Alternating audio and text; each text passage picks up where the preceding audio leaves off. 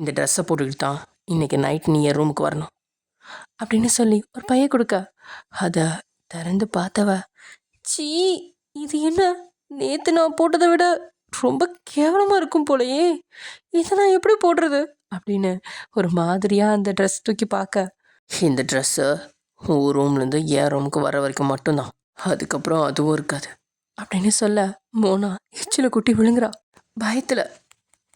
எனக்கு டீசைன் நம்ம ஜிக்கோடைய fauna my காஜி புருஷன் பார்ட் 6 தான் பார்க்க போகிறோம். சைட் இட்ஸ் மாஸ்டர் மாஜன் செல்ஃப். ஓகே, வாங்க நம்ம வீடியோக்குள்ளே போயிடலாம். லாஸ்ட் எதில் முடிச்சிருந்தோம் அப்படின்னா, மோனா ஜிகே வச்சுருந்த அந்த கண்டிஷன்ஸோடு இருந்த பத்திரத்தில் கையெழுத்து போட்டவ, நீங்கள் எப்போ என்னை இங்கேருந்து போக சொல்லி சொன்னாலும் நான் போயிடுவேன் அப்படின்னு சொல்கிறா. மோனா கையெழுத்து போட்டு கொடுத்த அந்த பத்திரத்தை பார்த்து ஜேகே காதுக்குள்ள மோனா சொன்ன அதே வார்த்தைகள் எதிரொலிச்சிட்டே இருக்கு. நீ நினைக்கிற மாதிரி நான் உன்னை அவ்வளோ சீக்கிரம் என்னை விட்டு போக விட மாட்டேன், நீ எப்பயுமே எனக்கு மட்டும்தான் மோனா அப்படின்னு மனசுக்குள்ள நினச்சவன் பிரகாஷை பார்த்து, ஓகே பிரகாஷ், நீ கிளம்பு, என்ன இருந்தாலும் மிஸ்ஸஸ் லக்ஷ்மி மாணிக்கம் மேலே ஒரு கண்ணு வச்சுக்கோ அப்படின்னு சொல்கிறான். ஏனோ அவனுக்கு மோனா எப்போ லக்ஷ்மியை தன்னுடைய சித்தி அப்படின்னு சொல்ல விரும்பலையோ, அந்த நொடியிலிருந்து அவனுக்கும் லக்ஷ்மியை மோனாவோட சித்தி அப்படின்னு சொல்ல இஷ்டம் இல்லை. அவனோட அந்த வார்த்தையில் ஜேகேவை பார்த்த பிரகாஷ், கண்டிப்பாக நீ மாறுவ ஜேகே, மோனா மேலே பைத்தியம் பிடிச்சு அவள் தான் என்னோட வாழ்க்கை, அவள் இல்லாமல் என்னால் வாழ முடியாதுன்னு அவள் கால் அடியில் நீ விழுந்து கிடப்ப, இது கண்டிப்பாக நடக்கும் அப்படின்னு மனசுக்குள்ள நினச்சவன், ஓகேடா ஜேகே, நான் பார்த்துக்கிறேன் அப்படின்னு சொல்லிட்டு, ஓகே மோனா, டேக் கேர் அப்படின்னு சொன்னவன் அங்கேருந்து கிளம்பிட்டான். அப்போ ஜேகே மோனாவை பார்த்து அந்த சூட்கேஸ் எடுத்து கொடுத்தவன், இதில் உன்னோட டாக்குமெண்ட்ஸ் எல்லாமே இருக்குது, உன்னோட ஆதார் கார்டில் காலேஜ் சர்டிஃபிகேட் வரையில எல்லாமே இருக்குது, நாளைக்கு காலையில் பிரகாஷ் வருவான், அவன் கூட போய் காலேஜ் அட்மிஷன் எடுத்துக்கோ. சரி சார், தேங்க்யூ வெரி மச், நீங்கள் பண்ணுற இந்த ஹெல்ப்பை என்றைக்குமே நான் மறக்க மாட்டேன். அப்போ ஜேகே அவகிட்ட, நீ என்ன சார்னு கூப்பிட வேணாம், ஜேகேன்னு கூப்பிட்டுக்கோ. ஐயோ, நீங்கள் எவ்வளோ பெரிய ஆள், நான் எப்படி உங்களை பேர் சொல்லி கூப்பிட முடியும்? இல்லை, நீ என்ன பேர் சொல்லி கூப்பிடு, எனக்கு நீ சார்னு கூப்பிட்றது பிடிக்கல, அது ஏதோ ஆஃபீஸில் வேலை பார்க்குறவங்க என்கிட்ட பேசுகிற மாதிரி இருக்கு. என்ன இருந்தாலும் நானும் உங்களுக்கு வேலை பார்க்க தானே இங்கே வந்திருக்கேன், நீங்கள் என்ன பணம் கொடுத்து தானே வாங்கியிருக்கீங்க, அதனால் நானும் உங்களை மரியாதையாக சார்னே கூப்பிட்றேன். அதுதான் வேணான்னு சொல்கிறேன்ல அப்படின்னு கொஞ்சம் கடுமையான குரலை சொல்ல, சரி, நான் உங்களை எப்படி கூப்பிடணும் அதை நீங்களே என்கிட்ட சொல்லிடுங்களேன் அப்படின்னு கொஞ்சம் பாம முகத்தை வச்சுக்கிட்டு மோனா கேட்குறா. நீ ஜங்க் குக்னு கூப்பிடு, அதில் எனக்கு எந்த பிரச்சனையும் இல்லை. அவ்வளோ தயங்கினபடியே அது அப்படின்னு சொல்லிட்டு நிற்கிறான். இப்போ நான் என்னை ஜங்க் குக்னு கூப்பிட சொன்னேன் அப்படின்னு சொன்னபடியே அவன் அவளோட முகத்தையே பார்த்துட்டு நிற்கா. அவ்வளோ தயங்கினபடி ஜங்குக் அப்படின்னு தட்டு மாதிரி கூப்பிட அவளோட தடுமாற்றத்தை பார்த்தவன் லேசாக சிரிச்சபடியே, நீ என்ன ஜங்குக்னா கூப்பிட வேணாம், அதில் அவள் மகிழ்வா, அப்போ சார்னு கூப்பிடவா அப்படின்னு கேட்குறா. அவளை பார்த்து லேசாக முறைச்சவன், ஜேகேன்னு கூப்பிட்டுக்கோ, அது ரொம்ப நல்லாயிருக்கும். அவள் அதில் எதுவுமே பேசாமல் சரி அப்படிங்கிற மாதிரி தலையை மட்டும் அசைக்கா. தட்ஸ் மை மோனா, சரி, நான் உன்கிட்ட சில விஷயங்கள் பேசணும் அப்படின்னு சொன்னவன் அவள் எப்படி நடந்துக்கணும் அப்படிங்கிறத பற்றி பேச ஆரம்பிக்கிறான். நான் உன்னை சேர்க்க போகிறது ரொம்ப பெரிய காலேஜ், அங்கே வசதியானவங்க மட்டும் இல்லை, எல்லா ஸ்டேஜில் இருக்கிறவங்களும் படிக்கிறாங்க, ஆனால் அவங்க எல்லாமே ஸ்காலர்ஷிப்பில் தான் படிப்பாங்க. நீ காலேஜ் போகிறப்ப எப்பவுமே மாடர்ன் ட்ரெஸ்ஸில் தான் போகணும், அதுக்காக உனக்கு கம்ஃபர்டபுள் இல்லாத மாதிரி குட்டியாக ட்ரெஸ் பண்ண சொல்லிலாம் நான் சொல்ல மாட்டேன், ஆனால் நீ ஜீன்ஸ் டிஷர்ட் அல்லது கவுன் இப்படி ஏதாச்சும் மாடர்னாக போட்டுக்கோ, இந்த சுடிதார் பாவாடை தவணி இதெல்லாம் போட்டு நீ போவேணாம். நான் மாடர்ன் ட்ரெஸ் எதுவுமே போடுறதில்ல அப்படின்னு மோனா சொல்ல, இந்த ஜங்க்கு கூட இருக்கிறதுனால நீ கண்டிப்பாக இதெல்லாம் பழகிதான் ஆகணும். இப்போ நீ படிக்க போகிறது பெரிய காலேஜ், அதனால் அங்கே நிறைய வசதியான குடும்பத்து பசங்க வருவாங்க, அவங்க முன்னாடி நீ பாவாடை தாவணி இல்லை சுடிதார்லாம் போய் நிற்கக்கூடாது. இப்போ உன்னோட ரூமில் ஃபுல்லாக நீ காலேஜுக்கு போட வேண்டிய ட்ரெஸ் எல்லாமே நான் வாங்கி வச்சுருக்கேன், அதை மட்டும்தான் நீ காலேஜுக்கு போட்டுட்டு போகணும். அப்புறம் என் முன்னாடி மட்டும் நீ பாவாடை தாவணியில் இருக்கணும். நான் முதல்ல பார்த்த உன்னோட ஃபோட்டோ பாவாடை தாவணியில் தான் இருந்துச்சு, அந்த ஃபோட்டோவில் நீ ரொம்ப அழகாக இருக்க, அதனால் எனக்கு முன்னாடி நீ எப்போவுமே பாவாடை தாவணியில் தான் இருக்கணும். ஆனால் இன்னொரு முக்கியமான விஷயம், நீ ஹாஃப் சாரியில் இந்த வீட்டை விட்டு வெளியே எங்கேயுமே போகக்கூடாது, ஏன்னா இந்த மூணாவை பாவாடை தாவணியில் ரசிக்கிற உரிமை இந்த ஜேகேக்கு மட்டும்தான் இருக்கு, நீ எப்போவுமே இந்த ஜேகேவோட மோனா மட்டுமா தான் இருக்கணும் அப்படின்னு சொல்லிட்டு அவன் எந்திரிக்கா. அவளும் பதட்டமா தான் இருக்கையிலேருந்து எழுந்து நிற்கிறா. அவளுக்கு பக்கத்தில் போய் அவள் தோளில் கை போட்டுவேன், நீ என்னை பார்த்து பயப்பட தேவையே இல்லை, நான் உன்னை எதுவுமே பண்ண போகிறதில்ல, எனக்கு நீ வேணும், ஆனால் அதை நான் உன்கிட்ட இருந்து எடுக்கணும்னு நினச்சிருந்தா நீ வந்த அன்றைக்கே உன்கிட்ட இருந்து நான் அதை எடுத்திருப்பேன். நீ உன்னோட சம்மதத்தோட விரும்பி என் கூட இருக்கணும், கண்டிப்பாக நீ இருப்பேன்னு எனக்கு தெரியும், உன்னை காயப்படுத்தி கஷ்டப்படுத்தி அனுபவிக்கிறதுல எனக்கு துளியும் விருப்பம் இல்லை அப்படின்னு சொல்கிறான். உண்மையில இது ஜேகேவோட குணம் கிடையாது. அவனுக்கு ஒன்று வேணும் அப்படின்னா அதை அடைஞ்சே தருவான். அதுதான் நிஜமான ஜேகே. ஆனால் ஏனோ அவனால் இந்த முகத்தை மோனா முன்னாடி காட்ட முடியல.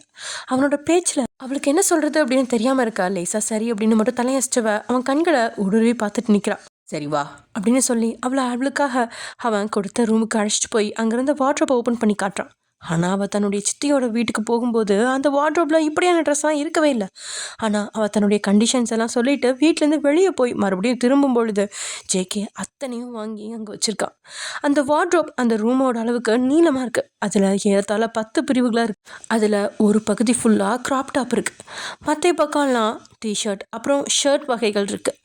அது எல்லாத்துக்கும் அடுத்த பக்கம் முழுசுமே ஜீன்ஸுக்கு போடுற டாப் விதவிதமான பேண்ட்கள்லேருந்து மறுபக்கம் short skirts, full skirts, gown, இப்படி விதவிதமாக 100க்கும் மேற்பட்ட ஆடைகள், அதுவும் பிராண்டடில் இருக்குது. அது இல்லாமல் ஒரு பக்கம் அவள் போடுறதுக்கு பாவாடை தாவணி பல நிறங்களில் அடுக்கி வச்சிருக்கு. அது மட்டும் இல்லாமல் கழுத்தில் போடுற சின்ன செயின்லேருந்து கம்மல், காப்புகள், அப்புறம் பிரேஸ்லெட், மோதிரம், இப்படி எல்லாமே விதவிதமான நகைகளும் அங்கேருந்து அலமாரி முழுசும் அடுக்கி வைக்கப்பட்டிருக்கு. அது யாவுமே சாதாரணமாக காலேஜுக்கு போடுற வகையில் தான் இருக்குது. அவள் ஜீன்ஸ்க்கு போடுறதுக்கு ஷூஸு, பூட்ஸு, செப்பல், சாண்டல்னு ஹீல்ஸ் இல்லாமல் அளவான உயரத்தில் வாங்கி அடுக்கப்பட்டிருக்கு. அது மட்டும் இல்லாமல் ஹேர் பேண்ட்ஸு, மேக்கப் ஐட்டம்ஸ்னு அந்த ரூம் முழுசுமே அவளுக்காகவே எல்லா பொருட்களும் குவிச்சு வச்சுருக்கான் ஜேகே. நீ காலையில் டிரைவர் கூட காலேஜுக்கு போ. காலேஜ் முடிஞ்சதும் அவர் வந்து உன்னை பிக்கப் பண்ணிக்குவார் அப்படின்னு ஜேகே சொல்ல, இது எல்லாத்தையும் பார்த்தவளுக்கு என்ன சொல்கிறதுனே தெரில. அவள் கூட தன்னுடைய சித்தி 100 கோடி ரூபாய்க்கு விற்றுட்டாங்க அப்படின்னு நினச்சிட்டு இருந்தா.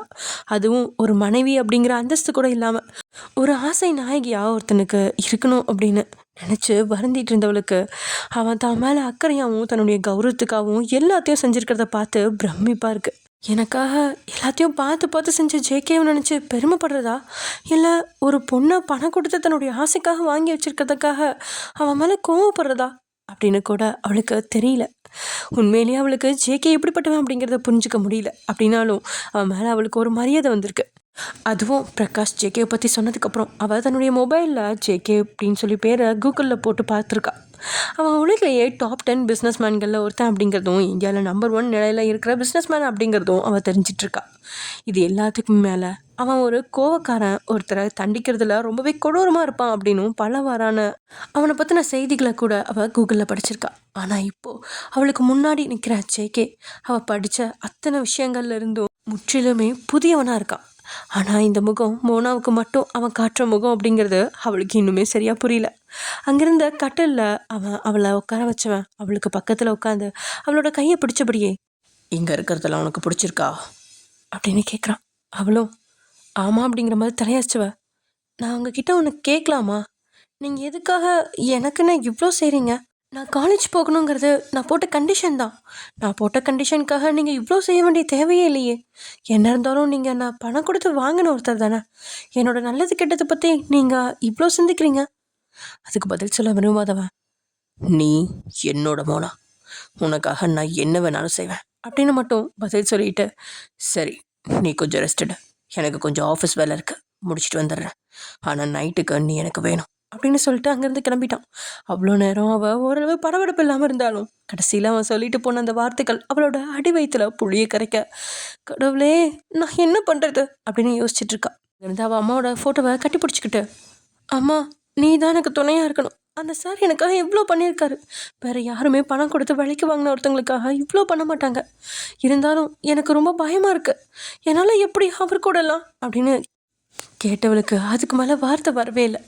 மற்றவங்க முன்னாடி அழுதுறக்கூடாது அப்படின்னு வைராக்கியமாக இருந்தவ பார்வதியோட புகைப்படத்தை வச்சுக்கிட்டு அழுக ஆரம்பிச்சிட்டா. நீ அழக்கூடாது மோனா, நீ எப்போவுமே தைரியமான பொண்ணாக இருக்கணும். இந்த உலகத்தில் நிறைய பேர் நிறைய விதமான எண்ணங்களோட இருப்பாங்க. அவங்களுக்கு முன்னாடி நீ அவங்கள எதிர்கொண்டு தைரியமான வாழ்க்கையில் ஜெயிச்சு காட்டணும் அப்படிங்கிற வார்த்தைகள் அவளோட காதுகளில் எதிரொலிக்க வேகமாக கண்களை திறந்து பார்க்குறா. அது என்னைக்கோ ஒரு நாள் அவளோட அம்மா அவகிட்ட சொன்னது. கண்டிப்பாம்மா நான் தைரியமாக இருப்பேன், என்ன கஷ்டம் வந்தாலும் தாங்கிப்பேன் அப்படின்னு தான் அம்மாவோட ஃபோட்டோவை பார்த்து சத்தியம் செஞ்சுவ அந்த ஃபோட்டோவை அங்கேருந்து மேசையில் வச்சுட்டு குளிக்க போயிட்டா. அப்படின்னு ஷவர் கடையில் நின்னவ, எனக்கு இப்போ தான் 18 வயசு முடிஞ்சிருக்கு. இது நான் என்னோடய வாழ்க்கையை ஆரம்பிக்கிற வயசு கிடையாது. எதுக்காக எனக்கு இப்படி ஒரு கஷ்டம் அந்த கடவுள் கொடுத்தாரு அப்படின்னு கேட்டவ கண்ணீர் அந்த ஷவர் நீரோட சேர்ந்து கரைஞ்சி போயிட்டுருக்கு. ரொம்ப நேரமாக ஷவர் கடையில் நின்று அழுது முடிச்சுவேன். அப்புறம் குளிச்சுட்டு வெளியே வந்து அந்த பாவாடை தாவணி ஒன்றை போட்டுக்கிட்டு தலையை தோட்டிட்டு இருக்கா. அந்த நேரம் அவளோட ஃப்ரெண்டுக்கிட்ட இருந்து கால் வர, ஹலோ பிரியா, ஹே உனக்கு ஒரு குட் நியூஸ் டி, எனக்கு ஒரு காலேஜில் சென்னையில் சீட் கிடச்சிருக்கு. நான் அங்கே தான் படிக்க வர போகிறேன். ஏய் நிஜமாவா? எந்த காலேஜில் உனக்கு சீட் கிடச்சிருக்கு? சென்னையில் இருக்க ஒரு ஃபேமஸ் காலேஜில். நான் அடுத்த வாரத்துலேருந்து அங்கே வந்துடுவேன் அப்படின்னு சொல்ல, காலேஜ் பிரியா? அதுவா, பிரில்லியன் காலேஜ் டி அப்படின்னு சொல்லிட்டு இருக்க. அதே சமயம் இங்கே பிரகாஷ் மோனாக்கு ஏதோ மெசேஜ் அனுப்ப, அதில் அவள் படிக்க போகிற காலேஜோட ஃபார்ம் தான், அட்மிஷன் ஃபார்ம் தான் இருக்குது.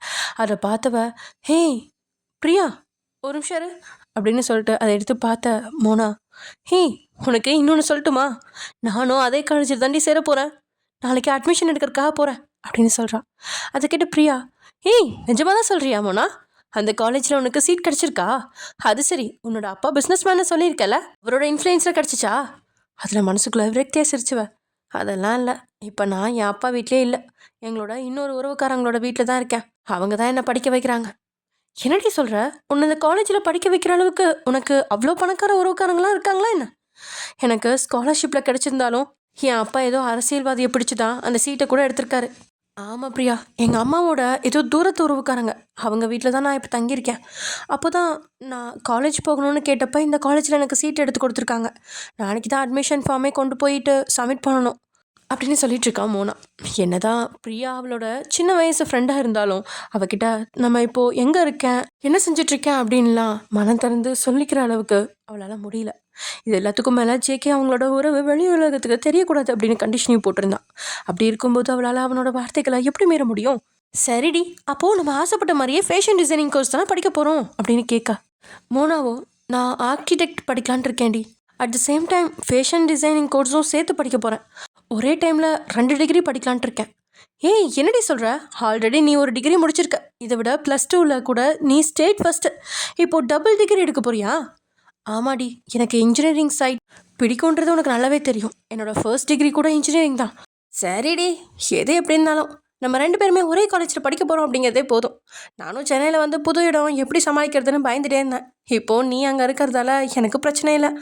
சரி, நம்ம அடுத்த வாரத்தில் சென்னையில் சந்திக்கலாம், பாய் அப்படின்னு சொல்லிட்டு காலை கட் பண்ணிட்டான். உனவும் அப்போ தான் குளிச்சுட்டு வந்ததால் தலையை தவிட்டுக்கிட்டே ரூமில் இருந்து வெளியில் வர, அப்போ தான் ஜேகே மாடிப்படியிலேருந்து கீழே இறங்கி வந்துட்டுருக்கான். அவனை பார்த்தவ, நான் உங்களுக்கு காஃபி போடட்டுமா அப்படின்னு கேட்க, சரி நம்ம 2 பேருக்கும் காஃபி போட்டு எடுத்துகிட்டு கார்டனுக்கு வந்துடு அப்படின்னு சொன்னவன் அங்கேருந்து வெளியே போயிட்டான். சரின்னு சொல்லிட்டு இவளும் காஃபி எடுத்துக்கிட்டு அங்கே கார்டனுக்கு போக, அங்கே ரோஜா செடிகளுக்கு பக்கத்தில் இருந்த ஒரு பெஞ்சில் ஜேகே உட்காந்து அந்த ரோஜா செடிகளை ரசிச்சிட்ருக்கான். அவன்கிட்ட போய் காஃபி கப் பண்ணிட்டுனவன் பக்கத்தில் இருக்க இன்னொரு பெஞ்சில் உட்காந்துக்கிட்டான். அப்போது ஜேகே அவகிட்ட, சரி என்ன முடிவு பண்ணியிருக்கா? அவ்வளோ குழப்பமா அவனை பார்க்க ஜேகே லேசாக சிரிச்சுக்கிட்ட, இன்னைக்கு நீ என் கூட இருக்கணும்னு சொல்லியிருக்கேன்ல, அதை பற்றி என்ன முடிவு பண்ணியிருக்க? அவள் ஒரு செகண்ட் தன்னுடைய கண்களை இறுக்கமாக மூடி திறந்தவ, எனக்கு பிரச்சனை இல்லை, நீங்கள் என்ன சொன்னாலும் நான் கேட்குறேன். சரி, நமக்கு நைட்டு சாப்பாடு வெளியே ஸ்டாஃப் ஹவுஸ்லேருந்து வரும், அதை சாப்பிட்டு சீக்கிரமாக ரூமுக்கு வந்துடு. அதை கேட்ட மோனா, இல்லை சார் நானே நைட்டுக்கு சாப்பாடு செய்கிறேன் அப்படின்னு மோனா சொல்ல ஜேகே அவளை பார்த்து முறைச்சிட்ருக்கான். ஏன் சார் என்னாச்சு? நான் சமைக்கக்கூடாதா? கூடாது, நீ என்ன சார்னு சொல்லக்கூடாது. அப்போ தான் அவள் சொன்னது நினைவுக்கு வருது. சாரி சார், நான் உங்களை ஜேகேன்னு கூப்பிட்டுக்கிறேன். சரி, நீ சமைக்கவெல்லாம் வேண்டாம், பக்கத்தில் இந்த வீடெல்லாம் க்ளீன் பண்ணுறது அப்புறம் வீட்டில் சமைக்கிறது எல்லா வேலையும் பார்க்குறதுக்குன்னு 2 பேர் இருக்காங்க. அவங்க அங்கேயே சமையல் பண்ணிவிட்டு நைட்டுக்கு எங்களுக்கான சாப்பாடை எடுத்துகிட்டு வருவாங்க. அதனால் நீ எதுவும் பண்ணாமல் சாப்பிட்டா மட்டும் போதும். கொஞ்ச நேரம் அப்படியே பேசிகிட்டு இருந்தவங்க எழுந்து உள்ளே போக அவளை வாசல்லையே தடுத்து நிறுத்தினவன் அவளோட ஃபிங்கர் பிரிண்ட்டை அங்கே இருக்கிற வாசக்கதவில் ரெஜிஸ்டர் பண்ணுறான். இந்த வீட்டுக்குள்ளே ஃபிங்கர் பிரிண்ட் இல்லாமல் உள்ளே வர முடியாது, அதனால் நீ உன்னோட ஃபிங்கர் பிரிண்ட்டை யூஸ் பண்ணி ஓப்பன் பண்ணிக்கோ அப்படின்னு சொன்னவன் அப்படி அவளை அழைச்சிட்டு தன்னோட ரூமுக்கு போனவன் அங்கேயும் அவளோட ஃபிங்கர் பிரிண்ட்டை அப்டேட் பண்ணிவிட்டு லிஃப்ட் பக்கத்தில் போகிறான். ஏகே லிஃப்ட் பக்கத்தில் போகுமே மறுபடியும் இங்கே மோனாவோட உடம்புக்குள்ளே ஒரு அதிர்வு உண்டாகுது. கடவுளே, மறுபடியும் இவரோட ரூமுக்கா அப்படின்னு அவன் மனசுக்குள்ளே கேட்க அவளை பார்த்து அர்த்தமாக சிரிச்சவன், இந்த லிஃப்ட்டில் உன்னோட கைரேகையை அப்டேட் பண்ணுமா? அப்போ அவளுக்கு அன்னைக்கு நடந்தவைகள் எல்லாமே நினைவுக்கு வர கொஞ்சம் தயங்கினபடியே, சாரி சார், இனிமே அப்படி பண்ண மாட்டேன். அப்போ அவளோட கண்களை பார்த்தவன், உனக்கே தெரியும் கீழே இருக்கிற ரூம் ஒரு வழி பாதை, அங்கே ஒரு ரூம் இருக்கிறது என்னை தவிர வேறு யாருக்குமே தெரியாது, இப்போ உனக்கு மட்டும்தான் தெரியும். இப்போ உன் மேலே இருக்க நம்பிக்கையில் நான் இந்த லிஃப்ட்டில் உன்னோட ஃபிங்கர் பிரிண்ட் அப்டேட் பண்ணுறேன். நீ எப்போவுமே இந்த விஷயத்தில் தப்பு பண்ண மாட்டேன்னு நினைக்கிறேன் அப்படின்னு சொல்ல, கண்டிப்பாக நான் அன்னைக்கு பண்ண மாதிரிலாம் எதுவுமே பண்ண மாட்டேன். அன்னைக்கு நீங்கள் ஏதோ என்கிட்ட தப்பாக நடந்துக்கிறதா நான் நினச்சிக்கிட்டேன். ஏன்னா இங்கே கூட்டி வரதுக்கு முன்னாடி நடந்த விஷயங்கள் எதுவுமே எனக்கு தெரியாது. சாரி. சரி பரவாயில்ல, அதை விட்டுரு அப்படின்னு சொன்னவன் அங்கேயும் அவளோட ஃபிங்கர் பிரிண்ட்டை அப்டேட் பண்ணிட்டான். சரி நான் கீழே போகிறேன் அப்படின்னு சொல்லிட்டு அவள் திரும்ப அவளோட கையை பிடிச்சவன் தன்னை நோக்கி இழுக்க, அவன் இழுத்த வேகத்தில் அவன் மேலேயே மோதி நிற்கிறா மோனா. ஹே, இந்த லிஃப்ட்டில் உன்னோட ஃபிங்கர் பிரிண்ட்டை பதிச்சிருக்கேன்ல, அதுக்கு gift கொடுக்க மாட்டியா? கிஃப்டா? என்ன gift வேணும்? என்கிட்ட தான் பணம் எதுவும் இல்லையே அப்படின்னு அப்பாவையே முகத்தை வச்சுக்கிட்டு மோனா அவன்கிட்ட சொல்ல, அவனும் அவளை குறும்ப பார்த்தபடி, நான் உன்னை கடையில் gift வாங்கி கொடுக்க சொல்லவே இல்லையே அப்படின்னு சொன்னபடியே அவளோட இதழ்களை பார்க்க, அப்பையும் அவளுக்கு அவன் என்ன சொல்ல வர்றான் அப்படிங்கிறது புரியல. நீங்கள் என்ன சொல்ல வரீங்க அப்படின்னு அவள் குழப்பமாக பார்த்துக்கிட்டு கேட்க, அவளோட இடையில கையை போட்டு தன்னோட இறுக்கி அணைச்சவன் அவளோட உதடோட தான் உதட்ட பொருத்தி அவளோட செவ்விதழ்களில் தேன் எடுக்க ஆரம்பிச்சிட்டான். ஆனால் அவனோட முத்த பிடிக்குள்ள சிக்கியிருந்த மோனாவால் கொஞ்ச நேரத்துக்கு மேலே முடியாமல் திணறிட்டு இருக்கா. நீண்ட ஒரு முற்றத்துக்கு அப்புறம் அவளை தான் கிட்ட இருந்து விளக்குனவன், பரவாயில்லையே இப்போல்லாம் என்ன தள்ளி விடாமல் இருக்கா அப்படின்னு சொல்ல, விட இருந்த தன்னுடைய கண்ணீரை உள்ளெடுத்தவ, நான் இனி அப்படி பண்ண மாட்டேன். எனக்கு பிடிக்கலன்னா கூட உங்கள் கூட இருந்து உங்களை சந்தோஷப்படுத்த வேண்டியது என்னோட கடமை. ஏனோ அவளோட பேச்சு அவனோட அடி மனசை தாக்க, அவளோட தாடையை பிடிச்சு நிமிர்த்தினவன், என் கூட இருக்கிறதுல உனக்கு இஷ்டம் இல்லையா அப்படின்னு கேட்கான். அவளால் எப்படி இல்லை அப்படின்னு பதில சொல்ல முடியும்? என்ன இருந்தாலும் அவன் தான் அனுபவிக்கிறதுக்காக பணம் கொடுத்து வாங்கினா உயிர் உள்ள ஒரு பொருள் அவ. அதனால பதில் எதுவும் சொல்லாமல் அமைதியாக அவனோட கண்களை ஆழ்ந்து பார்த்துட்டு இருக்கா. அவனும் மறுபடியும் அவளோட கண்களை பார்த்து, உன்னதான் கேட்குறேன், உனக்கு இஷ்டம் இல்லையா அப்படின்னு கேட்க, அதுக்கு அவளும் கொஞ்சமும் தயங்காம, எனக்கு இஷ்டம் இல்லைன்னு சொன்னால் மட்டும் விட்டுருவீங்களா என்ன? அவனோட அந்த கேள்விக்கு அவளும் கேள்வியை பதிலாக வைக்க, அவகிட்ட இருந்து அப்படி ஒரு பதிலை எதிர்பார்க்காதவன் அவளோட தலைமுடிக்குள்ள கையை வச்சு தான் பக்கமாக இழுத்து, விட மாட்டேன், ஆனாலும் நீ இஷ்டப்பட்டு தான் என் கூட இருக்கணும். அவனோட குரல்ல அப்படி ஒன்றும் கோவம்லாம் இல்லை, ஆனால் அந்த அழுத்தமே நீ எனக்கு கண்டிப்பாக வேணும் அப்படிங்கிறத அவகிட்ட சொல்லுது. அவனோட ஹார்ட் மேலே கையை வச்சு லேசாக தள்ளினவ, இப்போ என்ன போக விடுவீங்களா அப்படின்னு கேட்குறா. அவனோட கண்களை பார்த்த பொழுதே அதில் கண்ணீர் நிறைஞ்சிருக்கிறத பார்த்தவன், சரி நீ போ அப்படின்னு சொல்ல, விட்டா போதுன்னு புள்ளிமான் மாதிரி அங்கேருந்து வெளியே ஓடிட்டா. தன்னுடைய ரூம்குள்ளே வந்து பெட்டில் மூச்சு வாங்க உட்காந்தபடியே அங்கேருந்த ஃபோட்டோவை, அதாவது அவங்க அம்மாவோட ஃபோட்டோவை பார்த்துட்டு, ஏம்மா என்ன மட்டும் விட்டுட்டு போனேன், நான் எவ்வளோ கஷ்டப்படுறேன், என்னால் என்ன பண்ண முடியும், ப்ளீஸ் எனக்கு நீ தான் தைரியம் கொடுக்கணும் அப்படின்னு சொல்லிட்டு இருக்கா. திமுறா தான் கண்களை வச்சுக்கிட்டு அவனை பார்த்துருந்தவளால் இந்த ரூமுக்குள்ளே வந்ததுக்கப்புறமும் அப்படி இருக்க முடியல. அவளோட கண்ணங்களை அவளோட கண்ணீர் முத்தமிட்டு போக அவன் டேஸ்ட் பண்ண அந்த இதழ்கள் இப்போது அவளோட கண்ணீரோட உப்பை சுவைச்சிட்ருக்கு. மோனா அழாத மோனா, என்ன இருந்தாலும் இவங்க ஒருத்தங்க கூட தானே நீ வாழணும். அது எல்லாத்துக்கும் மேலே நீ நினச்ச மாதிரி படித்து பெரிய இடத்துக்கு வரலாம். அதனால் நீ கண்டிப்பாக அவர் கேட்ட மாதிரி அவர் கூட அப்படின்னு நினச்சவளுக்கு அதுக்கு மேலே அதை பற்றி நினைக்கவே முடியல. அப்போ அவளோட மனசும், என்ன இருந்தாலும் வார்த்தையில் சொல்கிறது ஈஸி மோனா, ஆனால் அவர் கூட உன்னால் வாழ முடியுமா, நீ எதுக்காக சம்மதம் சொன்ன அப்படின்னு கேட்டுட்ருக்கு. தன்னுடைய மனசுக்கும் மூளைக்கும் நடுவில் இருந்து போராடிட்டு இருந்தவ ஒரு கட்டத்துக்கு மேலே முடியாது அப்படின்ற நினைவர ரூமை திறந்துக்கிட்டு வெளியே வரா. அப்போ அங்கே வந்த ஜேகே அவளோட கையில் ஒரு பைய கொடுத்த, நைட்டுக்கு இந்த ட்ரெஸ் போட்டுக்கோ அப்படின்னு சொல்கிறான். ஐயோ இது வேறையா, அன்னைக்கே ஒரு கன்றாவியான ட்ரெஸ்ஸை போட சொன்னார், இது எப்படி இருக்குமோ தெரிலையே அப்படின்னு மனசுக்குள்ள நினச்சவ அவன் கிட்ட அந்த பையன் வாங்கிக்கிட்டு ரூமுக்கு போகிறா.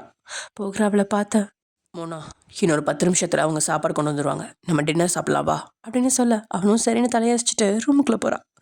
ரூமுக்குள்ளே போய் அந்த கவரை பிரித்து பார்க்க அதுலேருந்து ட்ரெஸ்ஸை பார்த்தவளுக்கு அப்படி ஒரு அதிர்ச்சி. இது என்ன, அன்னைக்கு கொடுத்த ட்ரெஸ்ஸாவது கொஞ்சமாச்சும் டார்க் கலரில் இருந்துச்சு, இது வெறும் ஒயிட் கலரில் இருக்குது, இந்த ட்ரெஸ் எல்லாம் போடுறத விட போடாமலே இருக்கலாமே அப்படின்னு நினச்சவளுக்கு அந்த நைட் ட்ரெஸ்ஸை பார்க்க உடம்பெல்லாம் நடுங்க ஆரம்பிச்சிருச்சு. இவரோட டேஸ்ட்டு ஏன் இப்படி இருக்கு அப்படின்னு வாய் விட்டு புலம்புனவ அந்த ட்ரெஸ்ஸை முன்னுக்கும் பின்னுக்கும் திருப்பி திருப்பி பார்த்துட்ருக்கா.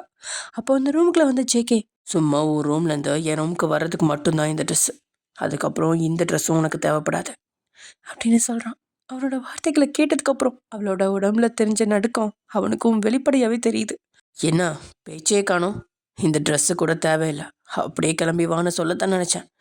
என்ன இருந்தாலும் நீயும் பாவம்ல, அதான் இதையாச்சும் போட்டுட்டு வரட்டும்னு முடிவு பண்ணி உன்கிட்ட கொடுத்துருக்கேன். என்ன எதுவும் இல்லாமலா அப்படின்னு வாய் விட்டு கேட்டவ அப்போதான் நான் என்ன கேட்டேன் அப்படின்னு தெரிஞ்சதும் நாக்க கடிச்சிக்கிட்டு தலையை குனிஞ்சிட்டான். அவளோட தாடியை நிமித்தி லேசா அவளோட உதட்டில் பட்டும் படாமல் ஒரு முத்தத்தை கொடுத்தவன் வா சாப்பிட்லாம் அப்படின்னு சொல்ல அவள் அப்பையும் குழப்பமா என்ன அப்படின்னு கேட்க சாப்பாடு சாப்பிட்லான்னு சொன்னேன், இன்னும் சாப்பிட்றேன்னு சொல்லலை, அது அப்புறம் பார்த்துக்கலாம், இப்போ வா டின்னர் சாப்பிட்லாம் அப்படின்னு சொல்கிறான். அவன் பேச்சை கேட்டவளுக்கு இவன் என்ன இப்படி அசிங்கமாக பேசுகிறான், ஒரு பொண்ணு கூட பேசுகிறான், அதுவும் ஒரு சின்ன பொண்ணு கூட பேசுகிறாங்கிற விவஸ்தை கூட இல்லை அப்படின்னு மனசுக்குள்ள நினச்சவ அந்த ட்ரெஸ்ஸை பெட்டில் போட்டுட்டு அவன் கூட வெளியே வரான். வெளியே வந்து ஜேகே டைனிங் டேபிளில் உட்கார இங்கே மோனாவோ கொஞ்சம் தயங்கினபடியே அவனை பார்த்துட்டு நிற்கா. அவளோட கையை பிடிச்சி தனக்கு பக்கத்தில் இருந்த சேரில் உட்கார வச்சவன் அவளுக்கும் சேர்த்து சாப்பாடு பரிமாற ஆரம்பிச்சிட்டான். இல்லை சார் நானே போட்டுக்கிறேன் அப்படின்னு அவள் சொல்ல இப்போ என்ன சொன்ன? அவளுக்கு அவன் என்ன கேட்டான் அப்படிங்கிறதே புரியல. இல்லை சார் நானே போட்டுக்கிறேன்னு சொன்னேன் அப்படின்னு மறுபடியும் சொல்ல அதில் அவ்வளோ அழுத்தமாக பார்த்துவான். இப்போ என்ன சொல்லி என்னை கூப்பிட்ட? தன்னுடைய நாக்கை கடிச்சவ சாரி சார், சாரி, எனக்கு உங்களை அப்படி தான் கூப்பிட வருது அப்படின்னு தயங்கினபடியே சொல்கிறான். நான் உன்னை அப்படி கூப்பிட வேணான்னு சொன்னேன். ஆ சரி, நான் அப்படி கூப்பிடல, நான் சாப்பாடு போடட்டுமா ஜேகே அப்படின்னு தயக்கமாக கேட்கா. அவனும் அப்படின்னு தலையை சேர்க்கா. அப்படியே இவங்க சாப்பிட்டு முடிச்சதும் நம்ம கொஞ்ச நேரம் மூவி பார்க்கலாம் அப்படின்னு சொன்ன ஜேகே அவளை மேல் மாடியில் இருந்த ஹோம் தேட்டர் சிஸ்டம் இருந்த ரூமுக்குள்ளே போகிறான். அந்த ரூம் மங்களான இருட்டில் இருக்கா. அங்கேருந்த ஒரு பெரிய சோஃபாவில் உட்காந்தவன் அவளை அதில் உட்கார வச்சுட்டு அதில் ஒரு படத்தை போட்டு விடுறான். அது ஒன்றும் தமிழ் படம்லாம் இல்லை, டைட்டானிக் படம். ஜேகேக்கு அந்த படம் ரொம்பவே பிடிக்கும், அதனாலேயே அதை மோனா கூட பார்க்க நினச்சி அவளையும் கூட கூட்டிகிட்டு வந்திருக்கான். அதை விட மோனாக்கும் டைட்டானிக் படத்தோட பிஜிஎம் அப்படின்னா ரொம்பவே பிடிக்கும். அவளும் அந்த படத்தை ரொம்ப தடவை பார்த்துருக்கா. அப்படியே அங்கே படம் ஆரம்பிக்கா. சோஃபாவோட ஒரு கரையில் உட்காந்துருந்த மோனாவோட மடியில் தலை வச்சு படுத்தவன் அவள் கூட சேர்ந்து படத்தை பார்க்க ஆரம்பிச்சிட்டான். ஜேகே அவன் இப்படி தன்னுடைய மடியில் படுத்துக்குவான் அப்படின்னு எதிர்பார்க்காத மோனா அதிர்ச்சியில் அவனை பார்க்க அவனும் அவகிட்ட மூவி முன்னாடி போகுது, ஏன் முகத்தில் இல்லை அப்படின்னு சொல்கிறான். ஆனால் அவனோட அவ்வளோ ஒரு நெருக்கத்தில் அவளால் தனக்கு முன்னாடி டிவியில் போயிட்டுருக்க அந்த படத்தை பார்க்கவே முடியல.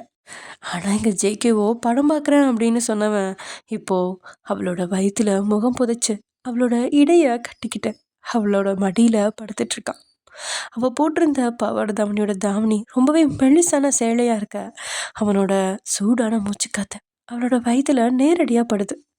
இது எல்லாத்துக்கும் மேலே அவனோட கையோ அவளோட வெற்றிடையில் அழுத்தமாக கட்டி அணைச்சிட்ருக்கு. அவனோட அந்த நெருக்கம் அவளுக்கு மூச்சு கூட விட முடியாத அளவுக்கு இம்சையாக இருக்குது. அவளுக்கு இப்படியான அனுபவம் சுத்தமாக இல்லை. இது எல்லாத்துக்கும் மேலே அவள் கிராமத்தில் பிறந்தவ. சில காதல் காட்சிகள் எல்லாம் படத்துலலாம் பார்த்துருந்தாலும் இப்படி ஒரு ஆண் கூட நெருக்கமாக இருக்கிறது அவளுக்குள்ள ஏதோ செய்யுது. அவனும் வேற எதுவுமே செய்யலை, ஆனால் அவனோட மூச்சு காத்தே அவளோட உடலை சிலிர்க்க வைக்க போதுமானதாக இருக்குது. அவளால் அவனோட நெருக்கத்தை ஏற்றுக்கவும் முடியல, ஏற்றுக்காம விலக்கி வைக்கவும் முடியாமல் தவிச்சிட்ருக்கா. அப்போ அவளோட மனசும் என்ன மோனா, எதுக்கு நீ இவ்வளோ யோசிக்கிற, இதுக்கப்புறம் ரூமில் அவர் கூட எப்படி நெருக்கமாக இருப்ப அப்படின்னு கேட்க அவள் இதய துடிப்பு அவளை அறியாமலேயே அதிகரிச்சிட்டு போகுது. அவளோட இதய துடிப்பு ஓசை அவளை கட்டி அணைச்சபடி இருந்த அவனோட காதுகளையும் உணர அவளோட முகத்தை பார்க்குறான். அவள் கண்களை இறுக்கமாக மூடினபடியே தன்னோட உதட்ட கடிச்சிக்கிட்டு இருக்கா. அந்த ஏசி ரூமில் கூட அவளுக்கு பயத்தில் லேசாக வேர்வை துளிகள் நெத்தியில் பூத்துக்கிட்டு இருக்கு.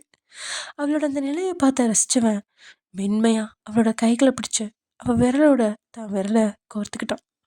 ஆனால் இதெல்லாம் உணர்ற நிலையிலேயே அவள் இல்லை. அவளோட மனசோ இன்னைக்கு நைட்டு எனக்கு எப்படி அமைய போகுது அப்படிங்கிற நினைப்பிலேயே தவச்சிட்ருக்கு. அவளோட அந்த பஞ்சு மாதிரியான கைகளை எடுத்து அவளோட உள்ளங்கையில் மென்மையான தன்னோட இதழ்களை ஜேகே பதிக்க அதில் தான் தன் நினைவுக்கு வந்து அவனை குனிஞ்சு பார்க்குறா மோனா. அவனும் அவளோட விரல்களில் சின்ன சின்னதாக முத்த வச்சுக்கிட்டு இருக்கான். அதில் அவளோட உடல் அவளையே அறியாமல் சிலிர்த்துட்ருக்கா. அவளோட நெருக்கத்தில் அவனுக்குள்ளேயும் ஹார்மோன்ஸ்லாம் எக்கு தப்பாக வேலை செய்ய அவளோட கைகளை தன்னுடைய வயிற்று மேலே வைக்கிறான். அவன் போட்டிருந்தது ஒரு கட் பண்ணி. ஸோ அவளோட கை இப்போது அவனோட வெற்று வயிற்றில் பதிஞ்சிருக்கா. மோனாக்கு அது எதுவுமே தெரியல. அவளோட கைகளை தன் கைக்குள்ளே பிடிச்சிருந்தவன் மெதுவாக அடி வைத்து நோக்கி கொண்டுட்டு போய் அவளோட முகத்தை பார்க்க அவள் கண்கள் இறுக்கமாக மூடிக்கிட்டு படபடப்பாக இருக்கா.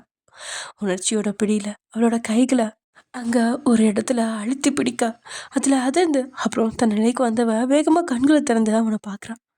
அப்போதான் தன்னுடைய கை இருக்கிற இடத்த பார்த்தவ பயத்தோட தன் கையை விளக்க பார்க்க அவனும் அவளோட கைகளை ரொம்பவே அழுத்தமாக பிடிச்சு அழுத்திக்கிட்டு இருக்கான். அப்படியான ஒரு தீண்டல்ல அவளோட உடல் முழுசும் சிலருக்கு தடுமாற்றமான குரல்ல, ப்ளீஸ் ப்ளீஸ் என் கையை விடுங்கள அப்படின்னு கெஞ்சலா கேட்க, ப்ளீஸ் கொஞ்ச நேரம்டி அப்படின்னு அவன் அவகிட்ட கெஞ்சலா கேட்க அவனோட கெஞ்சலையும் மிஞ்சுற அளவுக்கு அவளுக்கு தைரியம் இருக்குல்ல. அதில் கண்களை இறுக்கமாக மூடினவ தான் உதடுகளை பற்களால் அழுந்து கடிச்சுக்கிட்டு உட்காந்துட்டு இருக்கா. ஜேகே அவளோட இந்த முக பாவனையை கவனிக்காம வேறொரு உலகத்தில் சஞ்சரிச்சிட்டு இருக்கான். எங்கள் மோனாக்கு ஒரு கட்டத்துக்கு மேலே அவன் செஞ்சிட்ருக்கிற காரியங்களை தாங்கிக்க முடியாதவ அவனோட தலைமுடிக்குள்ளே கையை வச்சு அழுத்தமாக இறுக்கி பிடிக்கிறான். அதில் அவன் ஒரு கையை அவளோட தலைமுடிக்குள்ளே விட்டு அவள் உதடு பொருத்தி தான் மொத்த யுத்தத்தை ஆரம்பிச்சிருக்கான். ஆனால் மோனாக்கோ அவனோட செயலில் கண்ணீர் இதோ அதோன்னு வெளியே வந்துடுவேன் அப்படிங்கிற மாதிரி கண்கள் நினச்சிட்டு நிற்க, எந்த ஒரு சூழ்நிலையிலுமே தான் பலவீனமானவ அப்படின்னு காட்டிக்க கூடாது அப்படின்னு நினச்சி தான் கண்ணீரை கட்டுப்படுத்திக்கிட்டு பொம்மை மாதிரி அவன் கூட உட்காந்துட்டு இருக்கான். ஒரு கட்டத்தில் அவளை அப்படியே தூக்கி அந்த சோஃபாவில் படுக்க வச்சவன் அவனோட கைகளை அவன் மேலே படர விட்டு ஊர்வலம் நடத்த ஆரம்பிச்சிட்டான். அவனோட அந்த செயலில் அவ்வளோ நேரம் அவள் கட்டுப்படுத்தி வச்சுக்கிட்டு இருந்த கண்ணீர் மழை திறந்து வெள்ளை மாதிரி வடிஞ்சிட்டு இருக்கு. செய்வதறியாது துடிச்சிக்கிட்டு இருக்கா. அவளோட கண்ணத்தை பிடிச்சிருந்த அவனோட கைகளில் அவள் கண்ணீரோட ஈரம் தெரிய லேசா அவளை விட்டு விலகினவன் அவளோட முகத்தை பார்க்க அப்பையும் அவளோட கண்கள் இறுக்கமா மூடியதா இருக்கு. அவளோட கண்ணங்களை பிடிச்சு தான் பக்கமா திருப்பினவன், என்ன பாரு. அவள் அப்பயுமே தன் கண்களை இறுக்கமா மூடிக்கிட்டு இருக்கா. அவனும், நான் உன்னை கண்ணை திறந்து பார்க்க சொன்னேன் அப்படின்னு கொஞ்சம் அழுத்தமாவே சொல்றான்.